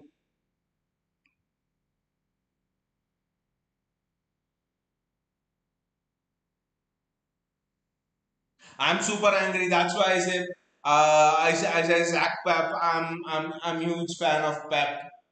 Understood, buddy. Understood. I was just pulling your leg. That's all. Understood.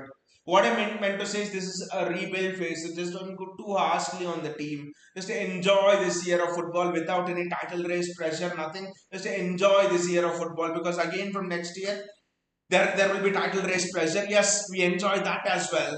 6 titles in 7 years, but that's a different kind of pressure. That's all. Justin Clivert, we need to be very careful of him. He has got some very good long shots. Rodri warming up there. He will be delighted to see Nico Gonzalez perform the way he's performing. Just holding on to the ball a little bit more than needed, Nico Gonzalez. And that is one area which he needs to work on. Otherwise, top. Otherwise, he's absolutely been top. Phil Foden,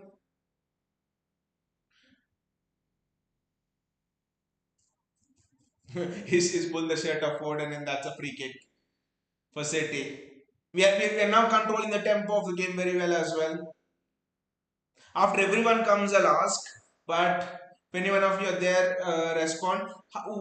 Just bring Jack Grealish into this system where you don't need to hold the width, but you need to just move in the middle, just like how Foden and Sharky have been doing today. Jack Grealish should absolutely love this system. Jack Grealish would absolutely love this system. But in whose place would he play? That's a big, big question again. Probably Bernardo's place. But what a talent in Nico Riley.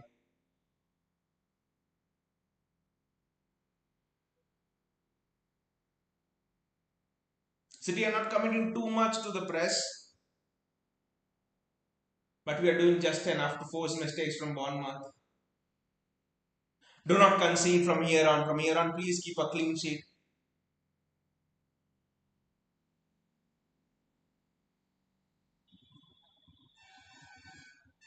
I don't know what Jeremy Doku was doing there. An absolute idiot. Jeremy Doku, I just don't know what he was doing there.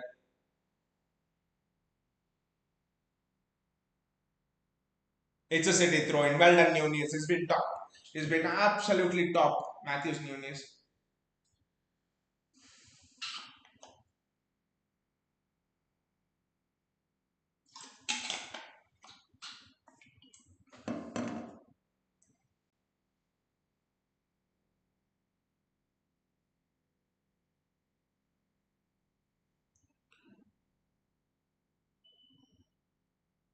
Erling Haaland gets the ball. You need to give it to Jeremy Doku.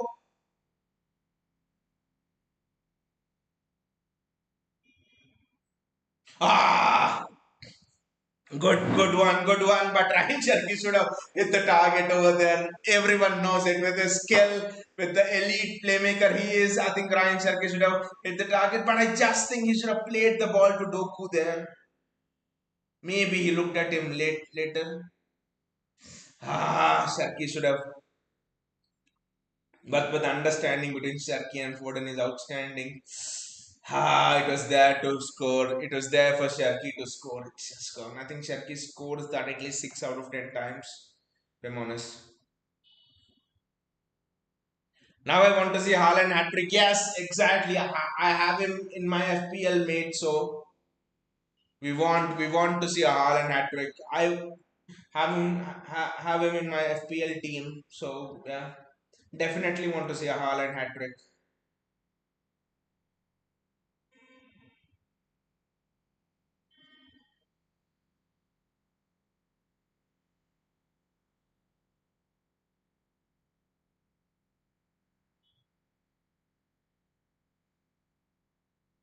Is it a Bournemouth corner? Yes, I think it is.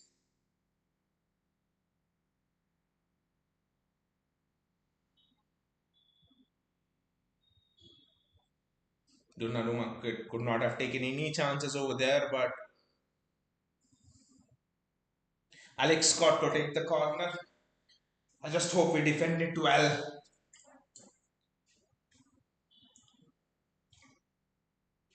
That's an elite header there from Erling Haaland. His all-round game has just improved so much, Erling Haaland.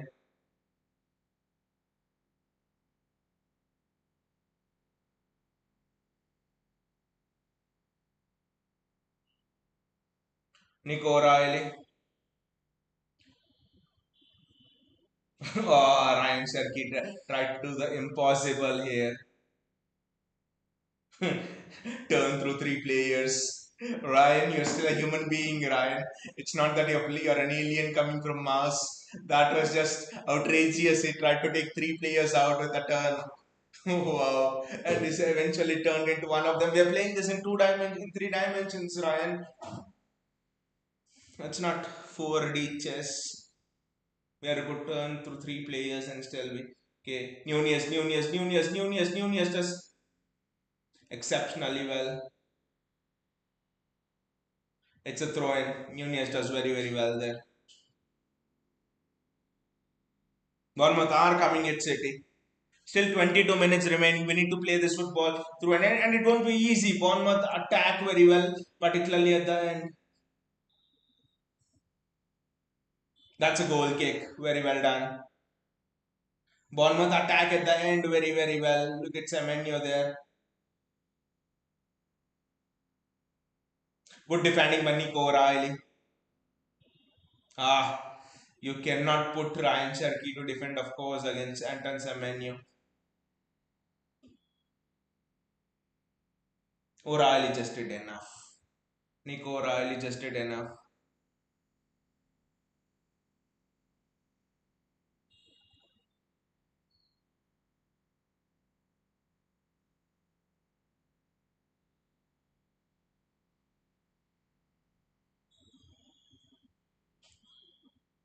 Bournemouth really surprised me this season. It's not just this season, buddy. I think last season as well they were very, very good. The season before as well you could see them building with Andoni Raiola's press and a lot of those things. And last season they really leveled it up, and this season they're just leveling it up even more.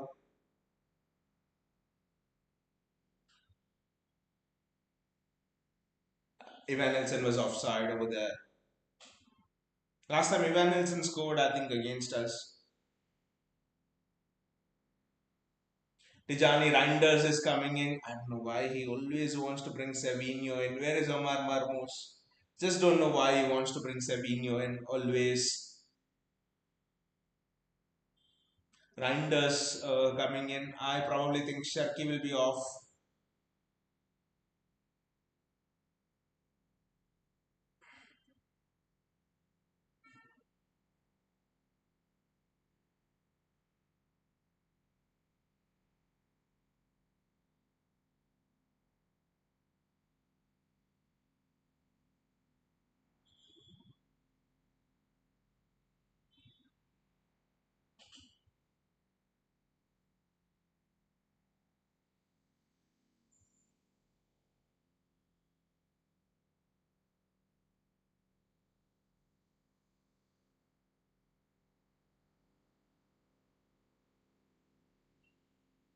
Well done to Nunez and Bernardo Silva. Combination of them just pushed Ant and Semenyo out.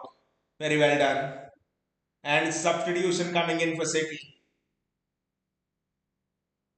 I know Bournemouth good, but I did not expect them top four after 10 games. I mean, it's just that the top six teams have not been good at all, buddy. Sharky is off, understandably. Doku is off. He's just been magnificent, Sharky. Absolutely magnificent. He gave a statement after the Villa game. I think I feel very bad for the fans because when we lost to Villa, he said I feel very bad for the fans because I love it. I love football and I'm very happy with the life I'm leading. But there are many people who might be in different circumstances, who might not have been having a good day, who might be struggling through something else, but still they come and see the match. It's my responsibility to provide them entertainment for the 90 minutes as long as I'm on the pitch. It's one of my duties towards football, that entertain each one of my fans, because you just don't know what they're going through, and yet still they might be privileged, they might not be privileged, and yet they are still and yet they're still coming to watch the game. Beautiful words from Cherky, and he's put on a show here, Ryan Cherky, an absolutely beautiful show.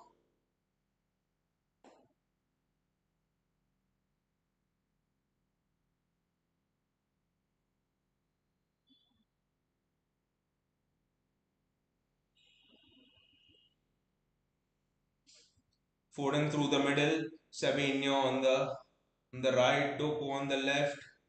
I think Pep now wants Wealth to make the pitch big. Interesting, the different kind of tools that he's having.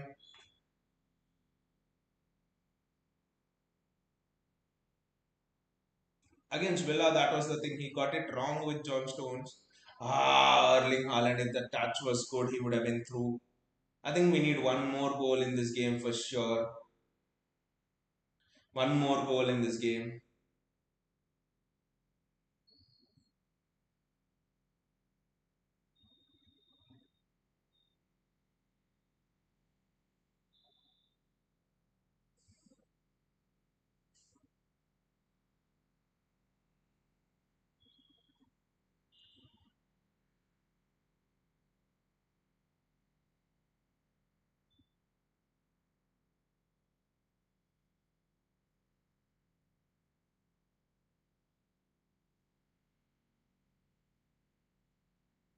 That's the sign of an experienced goalkeeper. Take your time, especially when your team is leading.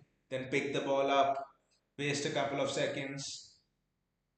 Donnarumma is on a yellow card, so he needs to be careful.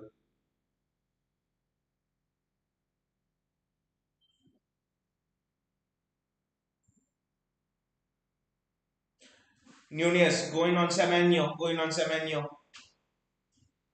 Maybe I think Savio offers a little bit more defensive cover than Sherky to Nunez for Semenyo. I think that's another reason why Pep's brought him on. Might be, yes, I think of all the available options, attacking options, I think Savio is the best who can offer that good defensive cover as well.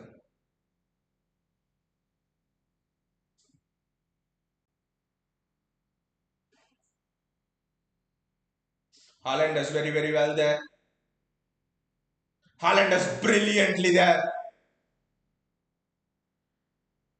Nunez is providing, Savinho is providing an option on the right. Ah,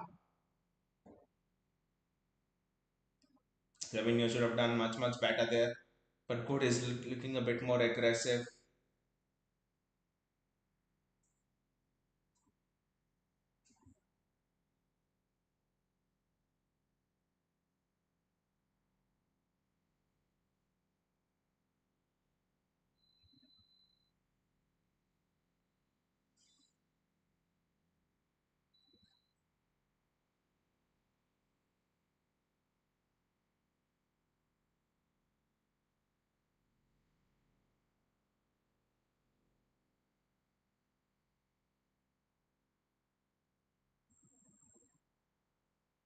That is an excellent defensive action from Ruben Diaz. Matthews Nunes, Savinho. Can he find Erling Haaland? Is not Ryan Cherky, so I don't think he can. I don't know why Pep shifted Cherky onto the right in the second half. I just don't know. But he's got two assists in the game. How much more would you need from him? I'll be keeping a keen eye on Tijani Reinders.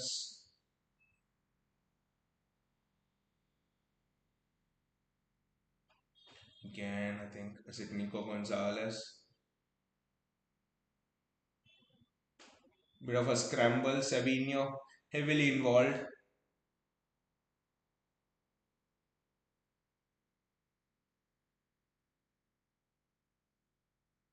And it's a corner. Tijani Reinders had all the right in the world to go for that strike. We know he can strike them very well from distance. He looks much more relaxed, Tijani Reinders. Haaland would be looking for his hat trick goal.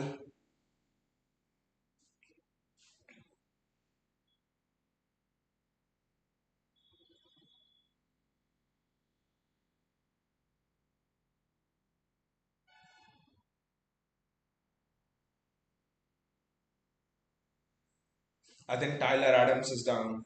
He's the one who scored that corner goal for Bournemouth and irritated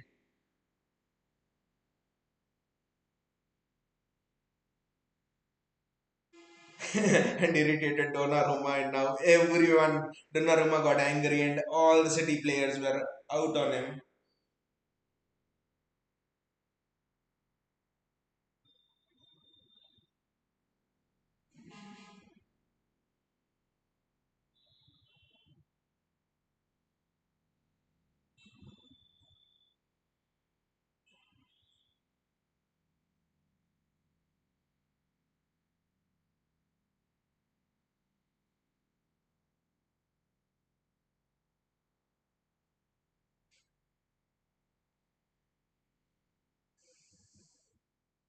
Bournemouth made the substitution.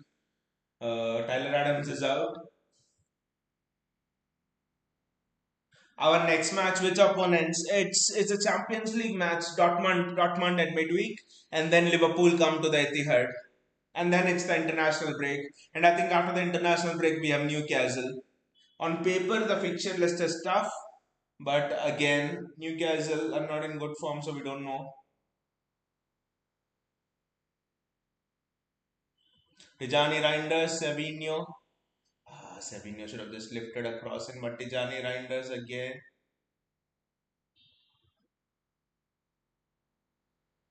I don't know why we are again 11 Bournemouth time and again to go on the counter attack. Semenyo is on the counter attack.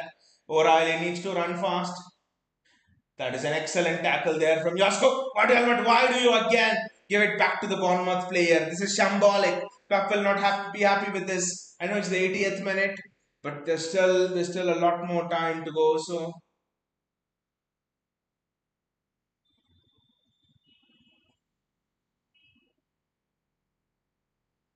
I think someone should have taken a shot from the edge of the box over there.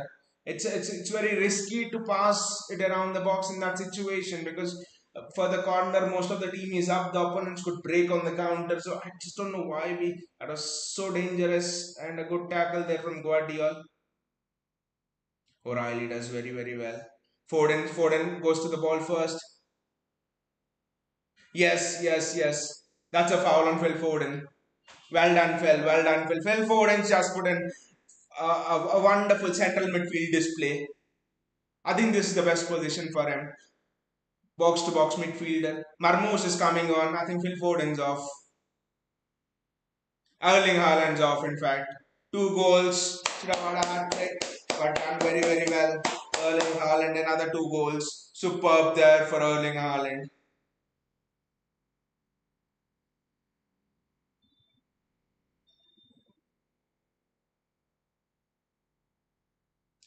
Look at the speed with which he moves. Physicality, speed, pace, and power. I think it's something else for Erling Haaland. He tried to climb on the advertising board, but the board almost came off. But just look at the hunger on his face. He knows. And he's at 23 touches. That just tells you he would have 5-6 touches last season, maybe. That just tells you how much Haaland has grown. I think a draw might happen against Liverpool is good. No, it's not good, mate. Because Liverpool have not been in good form. They won yesterday, but before that they lost 4 matches in a row. And that too, it's not at Anfield, it's at the Etihad. So let us go for the kill. Let us go for the win. But first, this is not finished. Let us finish this off, mate. I think there's a chance for counter attack. No,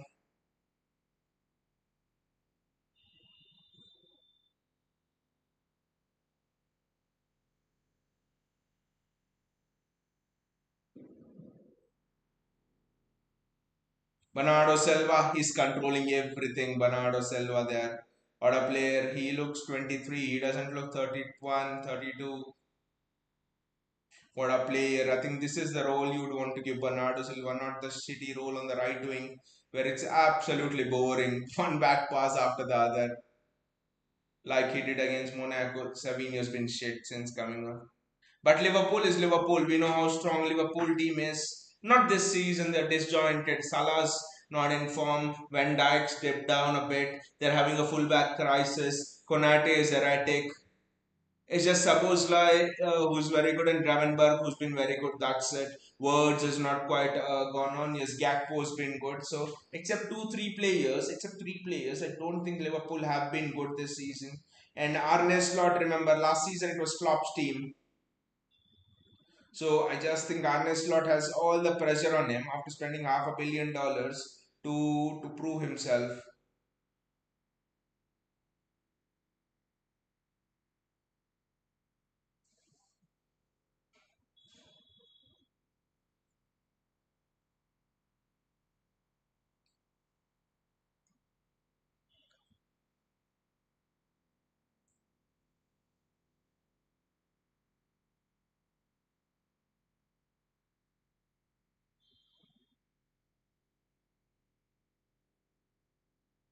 We cannot concede the next goal. I'm sorry, we need to score the next goal. Bournemouth are on the up again.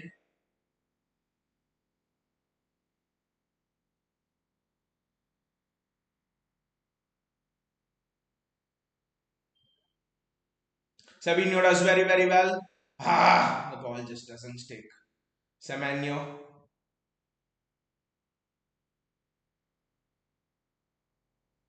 Alright, Nunez does very well there.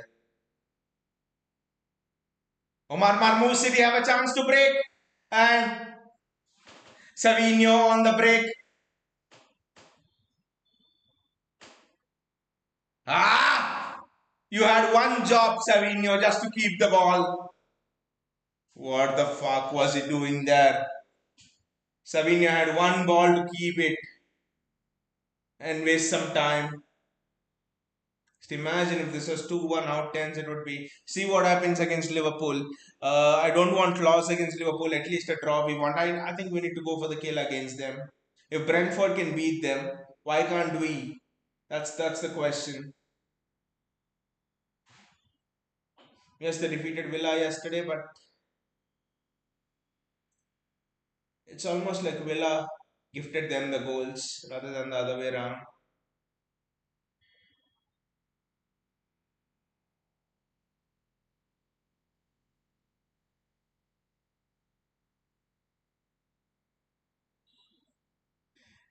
Gautam says he came on and my interest. I mean that was absolutely very bad, Gautam. He went 1-on-1 and all he had to do was at least keep the ball in the corner if he doesn't want to put it in.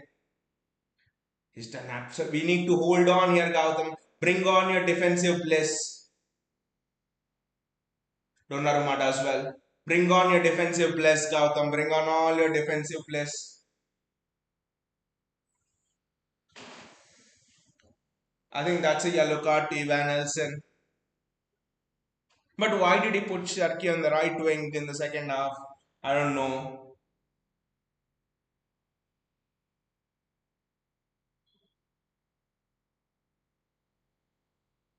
Why did he put Sharky in the second half on the right wing? I don't know. But the first half was mesmerizing. The first half was one of the best I have seen. It's just 10 good footballers playing football. That's it. There was no position, no formation, nothing. And I think this is Phil's best position, Gautam, which is box to box, which is sort of the central midfield role. I don't think he can play a cam. I don't think he can just carry the ball in the tight spaces. If we give him license to move all around the pitch, I think that is what Phil Foden's best at. He can roam everywhere. Savinho does very well there. Ah! Should have been a goal. Marmoush should have scored. This is good play by Savinho. This was very good play by Savinho there. This is excellent by Savinho there. This is wonderful by Savinho. I think Marmoush should have just put it in, or he could have squared it up again. Just waste time and we're gonna win this match. It's not easy. I think the extra time will be 6 minutes or so. We cannot concede the next goal. Extra time will be 6 minutes or so.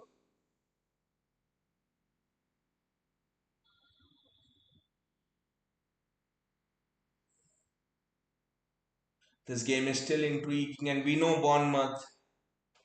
They're still dangerous on set pieces. You have Senesi and everybody, so look at it. Very good ball. You just can't concede right now. Nico Riley, Nico.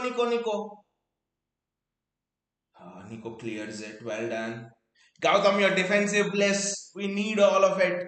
We need all of your defensive bless, Gautam.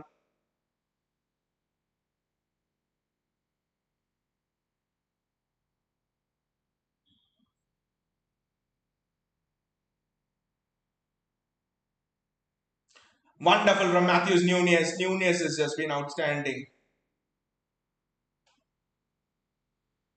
Bournemouth press is really good. It's one of the best in the world. Bournemouth's press. Bournemouth's press is just one of the best in the world. Rodri is coming on. The King Rodri is coming on. The Emperor of the midfield. Rodri is coming on. And Reinhard Nauri is coming on as well.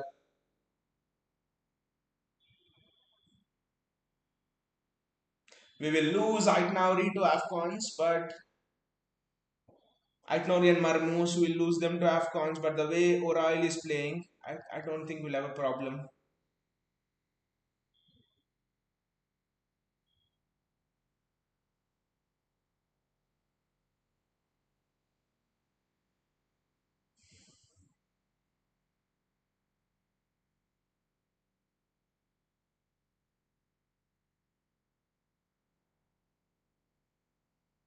But I miss one player, KDB. Everybody misses, mate. KDB, the legend. What a player. The King. That's why we call him here the King Kevin.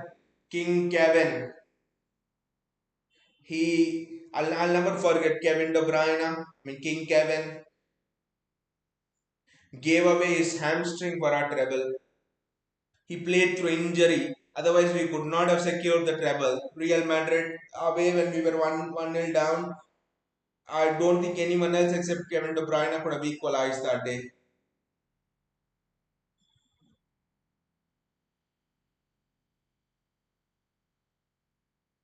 Nico O'Reilly. Look at Rodri there. He can switch. That is the best quality. That is one quality which Gonzalez has to learn. Rodri can switch.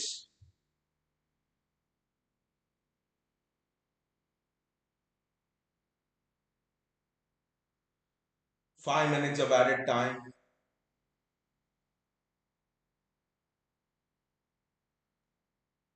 I'm just seeing where is Atnauri playing. I think he's almost playing on the left wing here because O'Reilly is still there. Atnauri is playing cam. I just give up, Pep. Atnauri is playing in the pockets.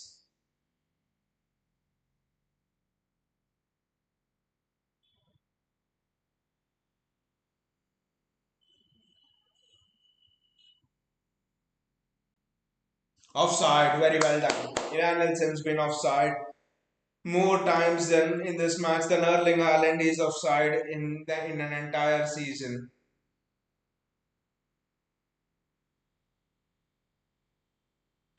It's interesting to see how Pep will use John Stones this season because both Guardiola and Diaz seem to be very, very good in their partnership. Bournemouth get the ball back. I don't know how they get it back. That's a corner for Bournemouth. Do not let them score from this. 3 more minutes to go. Surely a 2 goal advantage for 3 more minutes should be enough. No, I'm not taking you guys back to what happened at Real Madrid 22-23 season at the Bernabeu. No. Good header from O'Reilly.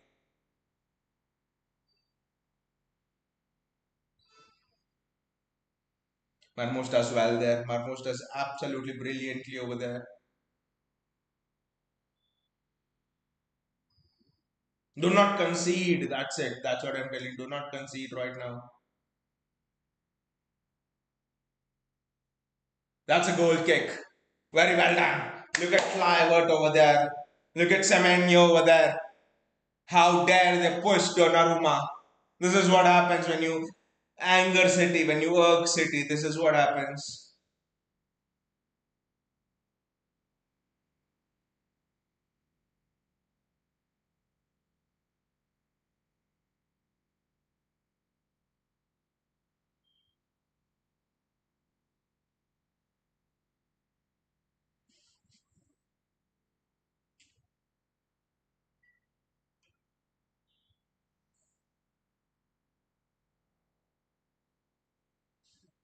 I think it's a clash of heads, but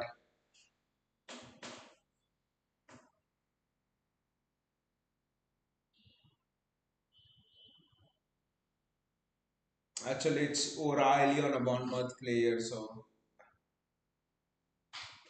but what a rise of Nico O'Reilly from the academy to being he is in the top three fullbacks in the league right now. Savinho, what a strike that was from Tejani Reinders. I don't know how he's still just on 1 goal for this Premier League campaign. What a strike that was from Tejani Reinders. Good from Savinho there.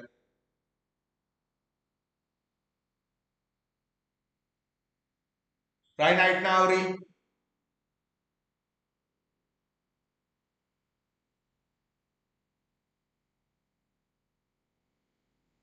Nico O'Reilly. Right now is literally playing left wing.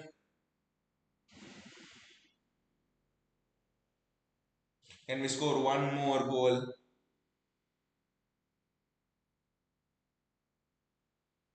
And it's a corner. I think that will be the last kick of the game. Bournemouth definitely cannot win it now. But that strike from Tejani Reinders was outstanding. I know straight at the keeper, a little bit here and there, and that was a goal.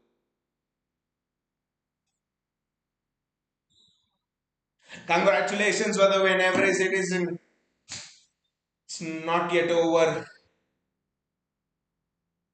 And that's it. The referee's blown the whistle. Yes, congratulations to everyone. What a win this is. And this is a major, major win in this rebuild. I just don't know how we lost to Aston Villa last week.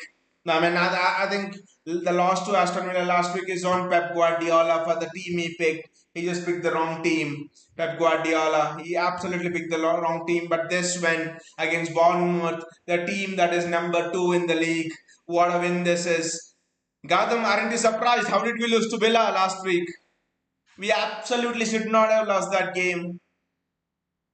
I know the season's not for the title and all, but if we did not lose that game against Villa, we would be in touching distance of Arsenal. Still, just 3 points is nothing. Goal difference is almost up there.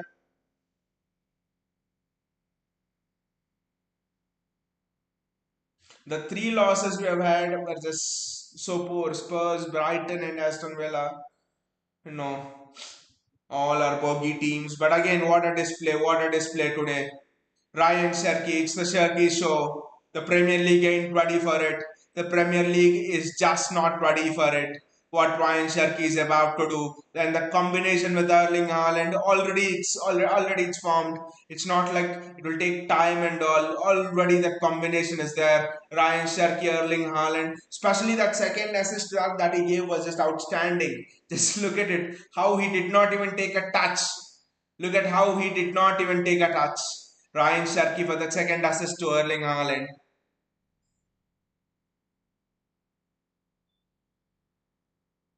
We need to win. We needed this win absolutely, buddy. Gautam says we considered a set piece and just couldn't break them. We needed Sharkey.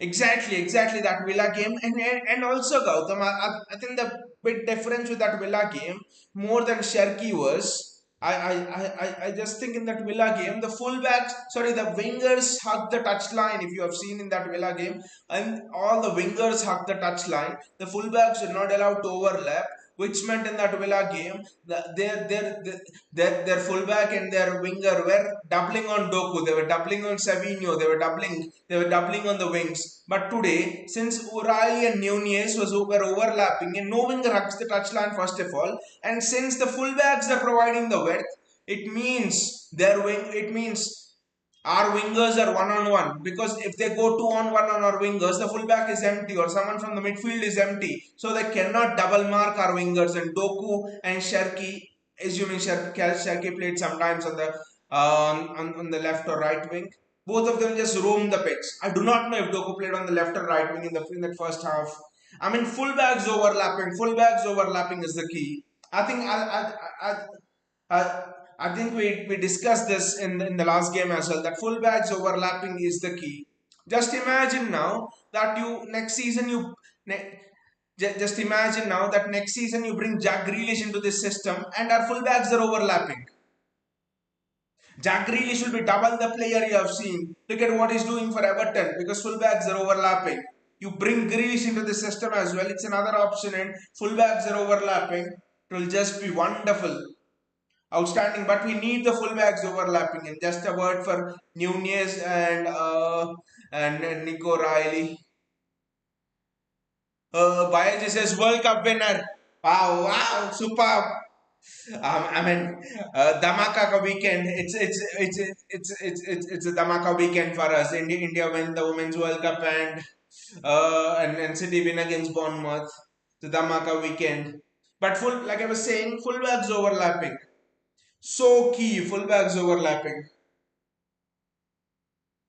I just hope Pep remains like this and he doesn't again put boring wingers on hugging the touchline. Fullbacks overlapping is the key. It's almost like you do not need fullbacks, you need wing backs. That is what I think is essential. And Nico Riley and Nunez played absolutely very well. Nico Riley and Matthews Nunez are outstanding. I mean, if we consistently play this system, I will have second thoughts of bringing in selling Jack Grealish to Everton, because Jack Grealish will be a monster in this system where you allow him to drift like Jeremy Doku was defending. He'll be twice the player as Jeremy Doku, to be honest. Jack Grealish. Just imagine, just imagine Jack Grealish. I mean, in this system by Aji, where the fullbacks are overlapping, and you put Jack Grealish and you put Jack Grealish on the inside, Grealish, Sharky, Foden, Haaland, Rodri beside them. The Premier League ain't ready for this attacking combo behind Erling Haaland. Just imagine Grealish, Sharky, and Foden behind Erling Haaland. All the three in the inside channels with Rodri holding. The Premier League ain't ready for this. The Premier League is absolutely not ready for this. I'm having second thoughts now of, allowing Jack Grealish to leave. No. By Jesus, Aitnori was playing Cam. I mean, when Aitnori was there, immediately I looked at left back. O'Reilly was playing. What the hell? Where is Aitnori? And he was suddenly in right M. And then a moment later he's at Cam. A moment later he's at left wing. And a moment later he's in left midfield. Wow. Today, no one played in their positions. Yes, in the second half, again, we switch back to the positional football. But in the first half today, there were absolutely no positions for everyone. Doku was playing left wing, right wing, Cam. Sharky was playing left back right now. Sorry, Nico Riley was playing Cam. He was the striker. He was the striker on 2 3 occasions. Nico Riley. I mean, the runs Nico Riley made today. O'Reilly should have had a brace today, to be honest, at the very least. I mean, those runs are outstanding from Nico Riley. What a talent this guy is. Defensively, I think defensively he is in the top three in the Premier League right now. Nico Riley as a fullback. Offensively, his top, his crosses are very good. His first touch, the way he turns with the ball, top, very top. The runs he makes from he's the best in the Premier League at the late runs he makes. Nico Riley. I don't think there has been any player this season who makes those late runs like this. Do you guys know anyone who makes those late runs from inside the box? That too with his physique. It's almost. I mean, when Nico Riley made that one, when when Nico Riley made that one, it almost felt for a moment Yaya Toure in his pomp was running through. He should have finished it. Wow, what a gem! And also, it is nostalgic when you saw Phil Ford and Nico Riley talk with each other at the end after the game was finished. Two academy kids. Absolutely wow. Phil Ford and Nico Riley. Wow. Left back spot is nailed down for Nico Riley. Left back spot is nailed down, and Phil Foden. Phil Foden's position was very interesting today. Phil Foden did not play Cam. He either played as second striker to Erling Haaland, or he played as a box-to-box midfielder. He did not play Cam. He did not receive the ball exactly in spaces today. Most of the time, he almost played it in that central midfield position, the Reinders position, if you call me, and he was very good at it. I think Foden either can play on the wing, or he can play in the central midfield position where he give him a license to go forward like Reinders does, and like Foden did today, like Foden did against United, like Foden did against Everton. I think this is the third match of seeing Foden play this role, and we have won this match. And against Villa, Foden played Cam, and we were shit. I think the best position for Foden is box to box, dictating play from deep. India win Women's World Cup. Yes, buddy, a dhamaka day for us today. India winning the Women's World Cup. I was following it when this match started, where South Africa were 30 for 2, I think. And we were playing very, very well. Glad that we won. And I think earlier on as well, the men's team also won the T20 match against Australia. So it's just a continuous winning streak. And Manchester United lost yesterday. Sorry, Manchester United drew yesterday. It's been a pretty good week, to be honest. It's been a pretty good week for us. But interesting from Pep Guardiola and his tactics. Why says Cafunes was immense today. Didn't give Semenyo a sniff.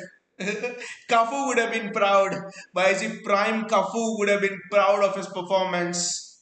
Prime Branislav Ivanovic would have been proud of his performance. Walker would have been proud of his performance. I mean, in the first half, there was an instance where Semenyo went away from Nunez, and Nunez just bumped up the speed, accelerated the speed and caught up to Semenyo. Semenyo is very quick, remember. It is not so easy to accelerate and catch up to Semenyo. Nunez did that. A lot of people, a lot of fans I've spoken to, they underestimate the speed of Matthews Nunez. They say, even opposition fans, one of them I was speaking to, he said, mate, Nunez is a bit slow. You need a faster fullback than Nunez. I think on the City community on Reddit, I was hearing we need Kushnerov as fast as possible. Semenyo is gonna, ruin Matheus Nunes with his pace. By the way, I think last season there was a speed test, and Matheus Nunes clocked 36 kmph.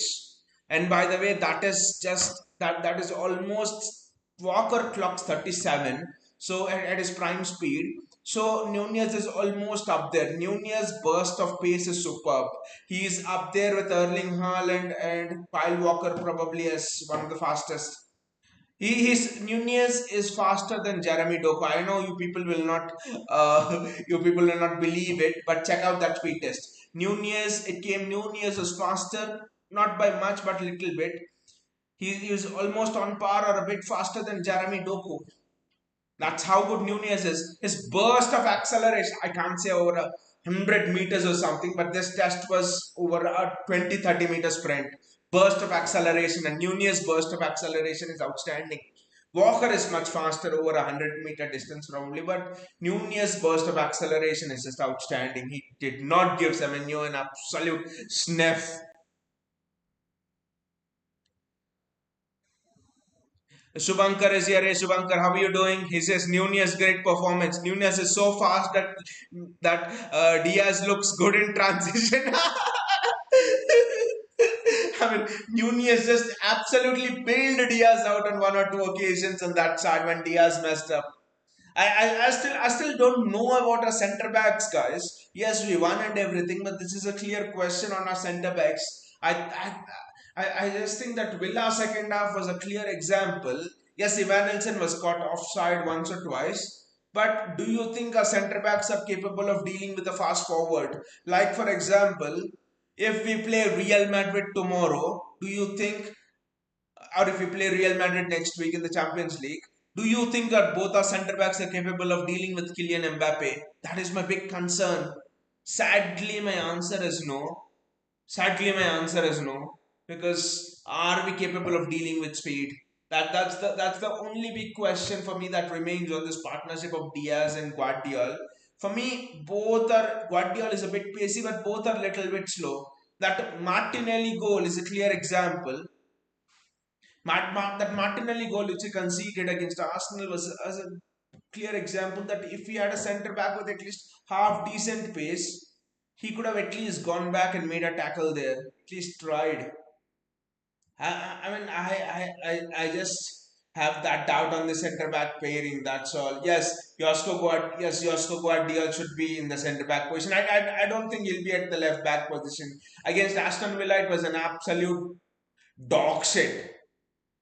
Guardiola left back, John Stones coming into the middle, and all of it. But here's the question: if John Stones is fit, how do you get John Stones into this team? Of course, he comes into the centre back position. There's no doubt. But who do you move out? That's the big question. Because for me, I think John Stones is the best centre back we have. Diaz is doing well. Guardiola is good, but John Stones for me is hands down the best centre back we have in this club right now. So I think I don't know how would the combination of John Stones and Josko Guardiola would look. I just don't know. And as per Kushanov, I don't think Kushanov can actually play that centre back role. If I'm being honest, yes, he's quick, but he's rash. You probably say he's 21 and he's still learning. I just think Kushanov, suits the right back role even more, where making a mistake somewhat is not a fatal error most of the time. But whereas against Swansea, we are seeing Kushanov was absolutely a prat. So I think the right backs are Nunez and Our right backs are Nunez and Kusha, now left backs O'Reilly at Nauri. Centre backs, I still am not confident that Jones and Guardiola, sorry, not Jones, I meant to say John Stones, but I still don't think Diaz and Guardiola are the best centre back pairing. I'm still not convinced with Ruben Diaz because not because he's slow, because historically the best centre backs have not been the quickest as well. John Terry, absolute legend. Fabio Cannavaro, I don't think he was that quick either. Vincent Company had pace. Nemanja Vidic was not as quick as as well. I think Gary Cahill is another example who wasn't quick, but he was an absolute legend. So there have been centre backs who have been slow. I don't buy into this logic that slow centre backs are not Barzagli in the Italian league, Cellini, Barzagli. They were slow as ass. They're more slower than a donkey carrying load, but they were very good. But I think it's just that the way the game's moving, where opponents are trying to hit you on the break, the transitions are much more quicker. I do think we need quicker centre backs. That has always been my view since the last season. I just think the game's moved on that teams are moving towards. See, earlier in the olden days, there would have been physical strikers or strikers who are smaller but with pace. Now you're getting strikers who are physical as well as they have pace. Of course, Haaland is a freak, but then you have Mateta. You have someone like you have someone like I think Igor Thiago is strong enough and fast enough. You have Walter Made who's as strong as Haaland and he's quick enough. So it's the race of that strikers again who are physical as well as quick. So I don't know. I just think is the game suiting Ruben Diaz? I don't know. Subankar says Guardiola should be pinned in centre back rather than in left back position. Exactly like we discussed. He played it left back against Villa and we were shit. Because Guardiola does not have the pace to go up and down, which means if he plays at left back, the winger has to hug the touch line, which means it's easier for for the opponents to uh, defend 2v1 to double down on the winger. Today, why Bournemouth couldn't double down on Doku? First thing, he was not there on the touch line. Second thing, Nunez and O'Reilly were going up and down the pitch, which meant you couldn't double down on your winger. So it was just 1-to-1 defending, which isn't easy. Shubhankar says Diaz isn't that fast, but is great in bodyline defending and aerial duels. Agreed. I like everything about Diaz, but my question is, but my question is, has the game moved beyond physical slow defenders? Has the game evolved? Are we in that phase of the game where quick transitions and all of that and the profile of the players who are playing in the attacking positions? My personal view is I think maybe the game is moving towards that kind of a role where I don't think where the attackers are very fast and it just every team is having fast attackers on transition and I just don't think someone like a DS can handle that. That is my only question because against Bournemouth he looked sorry against Brighton he looked rattled against Spurs who had great pace he looked rattled against Arsenal he did well but when Martinelli someone with decent pace came on Gyökeres was a physical striker. I think whenever there are physical strikers, Diaz does very well. But for example, look at the season, Gyökeres. That entire game was long balls, physical. Gyökeres is not that fast, so Diaz did very well. Vol striker again a bit physical. Uh, I think Munetzi was playing on Diaz and Larson was playing on the other centre back, and Diaz did well. Against Brighton, for example, it was Diego Gomez, it was Ayari, it was Mitoma, it was Minte going left and right of Diaz. They were not giving him anything physically, and he looked lost. Against Spurs, the same thing. It was Brennan Johnson, it was Kudus going through him, and he looked lost. Villa, I think Ole Watkins and Morgan Rogers were running off him, he looked lost. So I think just keeping in view where the game is going, I'm not that confident on Diaz. I might change my opinion again. This is just I love Diaz to the core. In the treble season, he was outstanding, but I just think where the game is moving, don't think Diaz is Diaz. Maybe the game might be moving away from him, but we don't know. We'll have to wait and see. Shubhankar says John may be our box to box role in place of Bernardo. That could be a big possibility, Shubhankar. And John Stones' passing is very good. His passing, his positional awareness, his defensive sense probably is much more better than Bernardo Silva, of course. Yes, and John can pick those. John's range of passing, I think, is better than any of our box to box midfielders.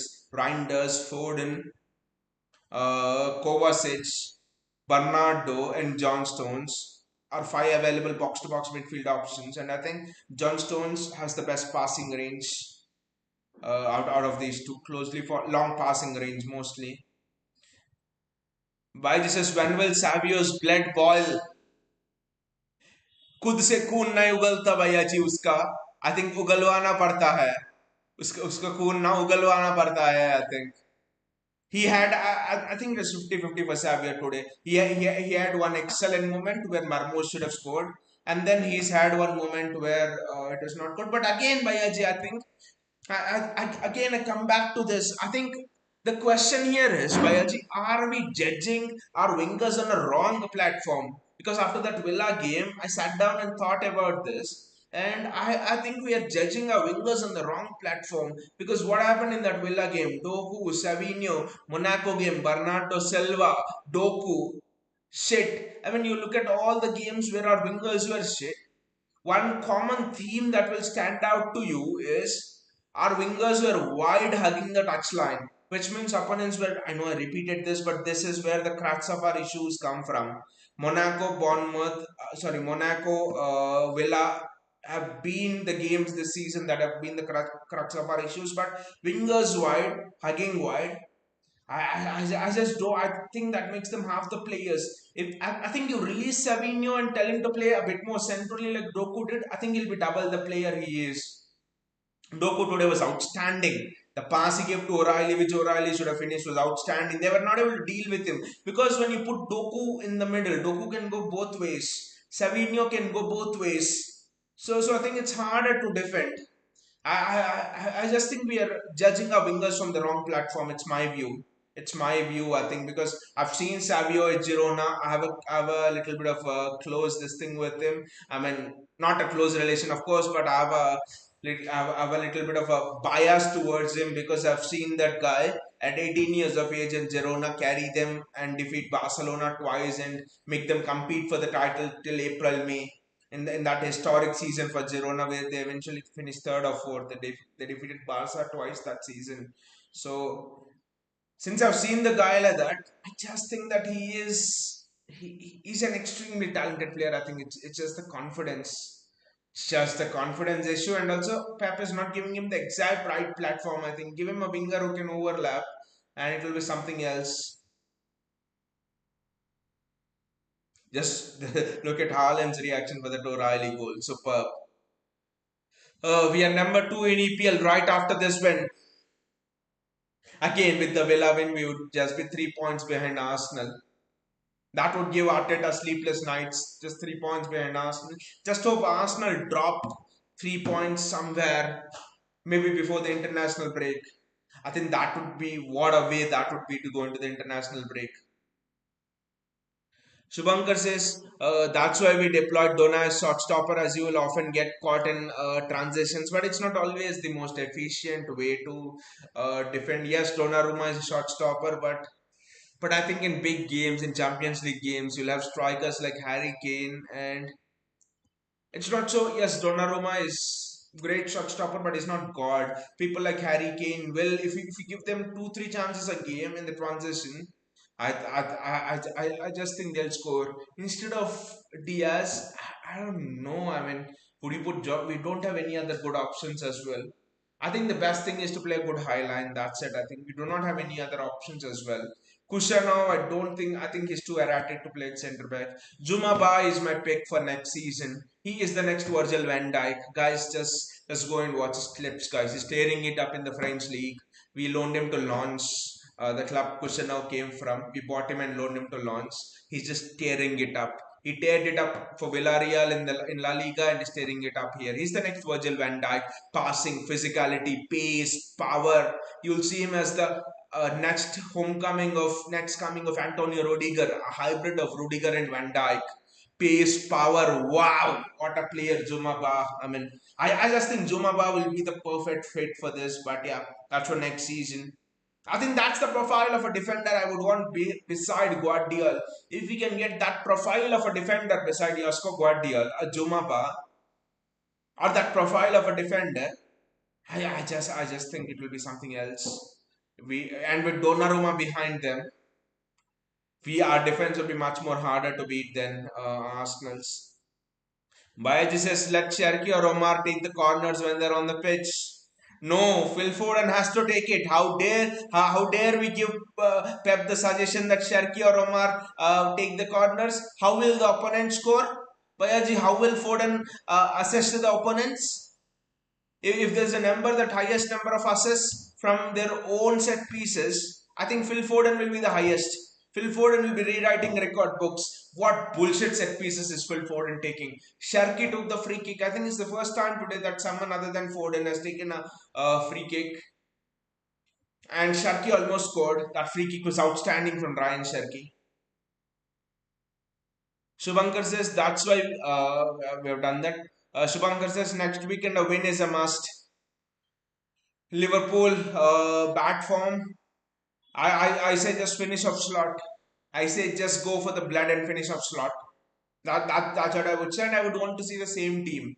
I would absolutely want to see the same team.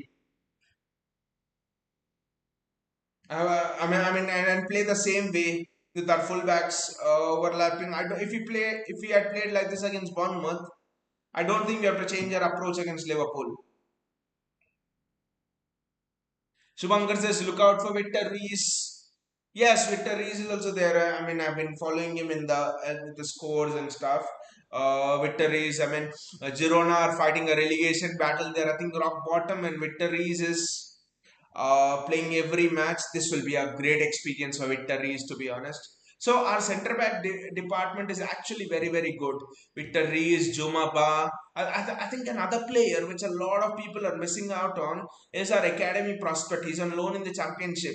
Max Aline. Max Aline is said to be the heir to John Stones' throne. He is two-footed.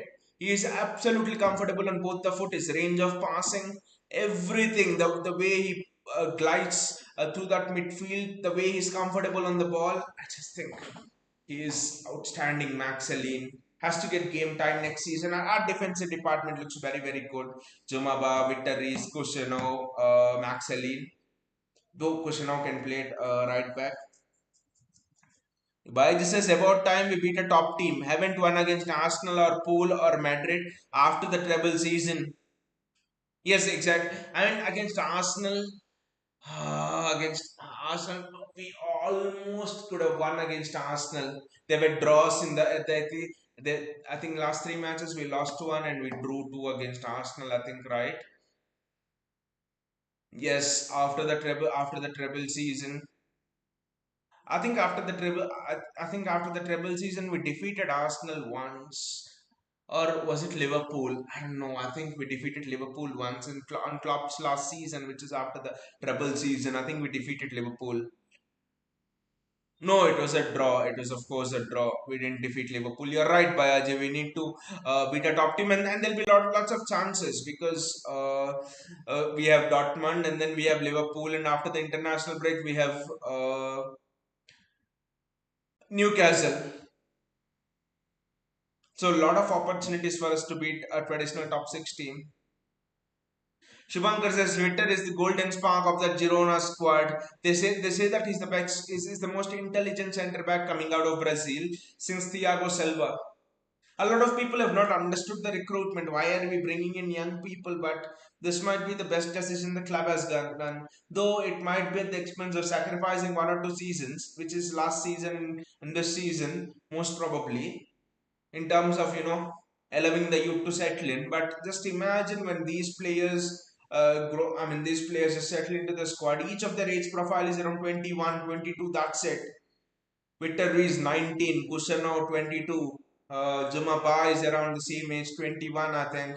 Max Aline is around 20. So we have got a very nice centre back core. And we have got a very nice central midfield core as well. Tejani Reinders, Foden, I think mostly will play central midfield. Svernipan is doing an outstanding job. I think just don't sleep on Svernipan. Svernipan is just being outstanding in the championship for Middlesbrough. He's been very, very good. Why says Community Shield was Arsenal? Yes, yes, yes, yes. That's it. And we are not. And that was the mistake by Ajay winning that bloody Community Shield. Did we win the Community Shield against Arsenal? No, no. By Ajay, they won that Community Shield. And I remember Arsenal fans on YouTube, पटाखे फोड़ रहे थे, पटाखे फोड़ रहे थे after winning the Community Shield. पटाखे फोड़ रहे थे after winning the Community Shield against us. That was their curse. That was their absolute curse. We drew a lot. Yes, we lost against Arsenal once, but we drew a lot with Liverpool and Arsenal after the treble season. That's in the last two seasons. We drew a lot, and the last season, last season by Ajay, I just don't think we won a match against the top six. I just don't think we did. So you're right. We need to do that. We need to start winning against top six teams. Shubhankar says next season Ake and Stones are leaving and Bernardo Silva is also leaving. Now the question is, who is the player who will replace Bernardo Silva? Who is that kind of a player who can give you great work rate and who can do all of that thing? Very interesting. It's a very interesting question, and I thought about it. For me, I think Swer Nipan is the answer. Just look at the profile of the guy, 19 years of age, and he's playing with so much maturity. I think Sver Nipan is automatically Bernardo Silva's replacement. We fought with Arsenal till the last moment to buy Sver Nipan, who's from Norway as well. So I think the John Stones Ake leaving, there'll be space for Zuma. But the interesting thing is, we went and bid for Jules Koundé last season. I think the Barcelona official has confirmed that as well. This summer transfer window, we bid for Jules Koundé. Jules and Jules Koundé would just be very interesting in this lineup. I mean, Jules Koundé is one of the most defensively assured players. I think you put Jules Koundé in this lineup, maybe in place of Nunez. I don't think anyone, and Donnarumma in behind. I just don't think anyone goes behind this defense. That's why I think we won this match very happy, but I just think a little bit of patience and supporting the team in this rebuild and appreciating what the team is doing in this transfer window. I think you could have well bought on ready-made players, but then isn't that the mistake which Manchester United did? Because after Fergie left, tell me one season when Manchester United stayed true to their ethos and tried to not just develop players from the academy, but even buy young players and just fit them into the squad. They never once did. Look at the managers: David Moyes, Louis Van Gaal, Eric Ten Hag, Ole Gunnar Solskjaer, and right up to Amorim, Jose Mourinho. I just think always Manchester United just threw big money at players. That's it. They never even tried to rebuild the squad with youth. I think people ask me why did people ask me why are Liverpool doing so bad? Slots first transfer window, and what he does is decides to spend 500 million pounds. They gave him because he won the title, fair enough, and decides to bring in a whole bunch of people. Again, it's the same mistake. Yes, Van Dijk is going. Yes, Trent has gone. Van Dijk is old. Salah is old. You need to replace them. But then acknowledge the rebuild and and bring some young players into the team and develop them for 1 2 years. That will give you a decade more. That's what Jurgen Klopp did. If you look at Jurgen Klopp and the kind of players Jurgen Klopp has bought in, Sadio Mane was not actually an world beater. Robbie Firmino is nurtured people like Wijnaldum. Uh, Jordan Anderson was always with them. Matip was okay. Andy Robertson. They were all young players. Mane was in his prime, I know, but sort of not the world superstars. I think that is what City are trying to do. And I think we just don't realize that as much because right now or what we want is just ready-made people into the squad so that we go for the title immediately. But a rebuild is just so important. Laying the foundation is important because without the foundation, what happened to Liverpool will happen. That's the thing. Young players bought in early and rooted in the ethos of the club, even though they're from outside, will be much more stable mentally and will have a much greater ceiling. Look at what's happening to Karkesh, to be honest. He just feels out of place there. He needs a season. But since his 50 million, 60 million, fans won't give him a season.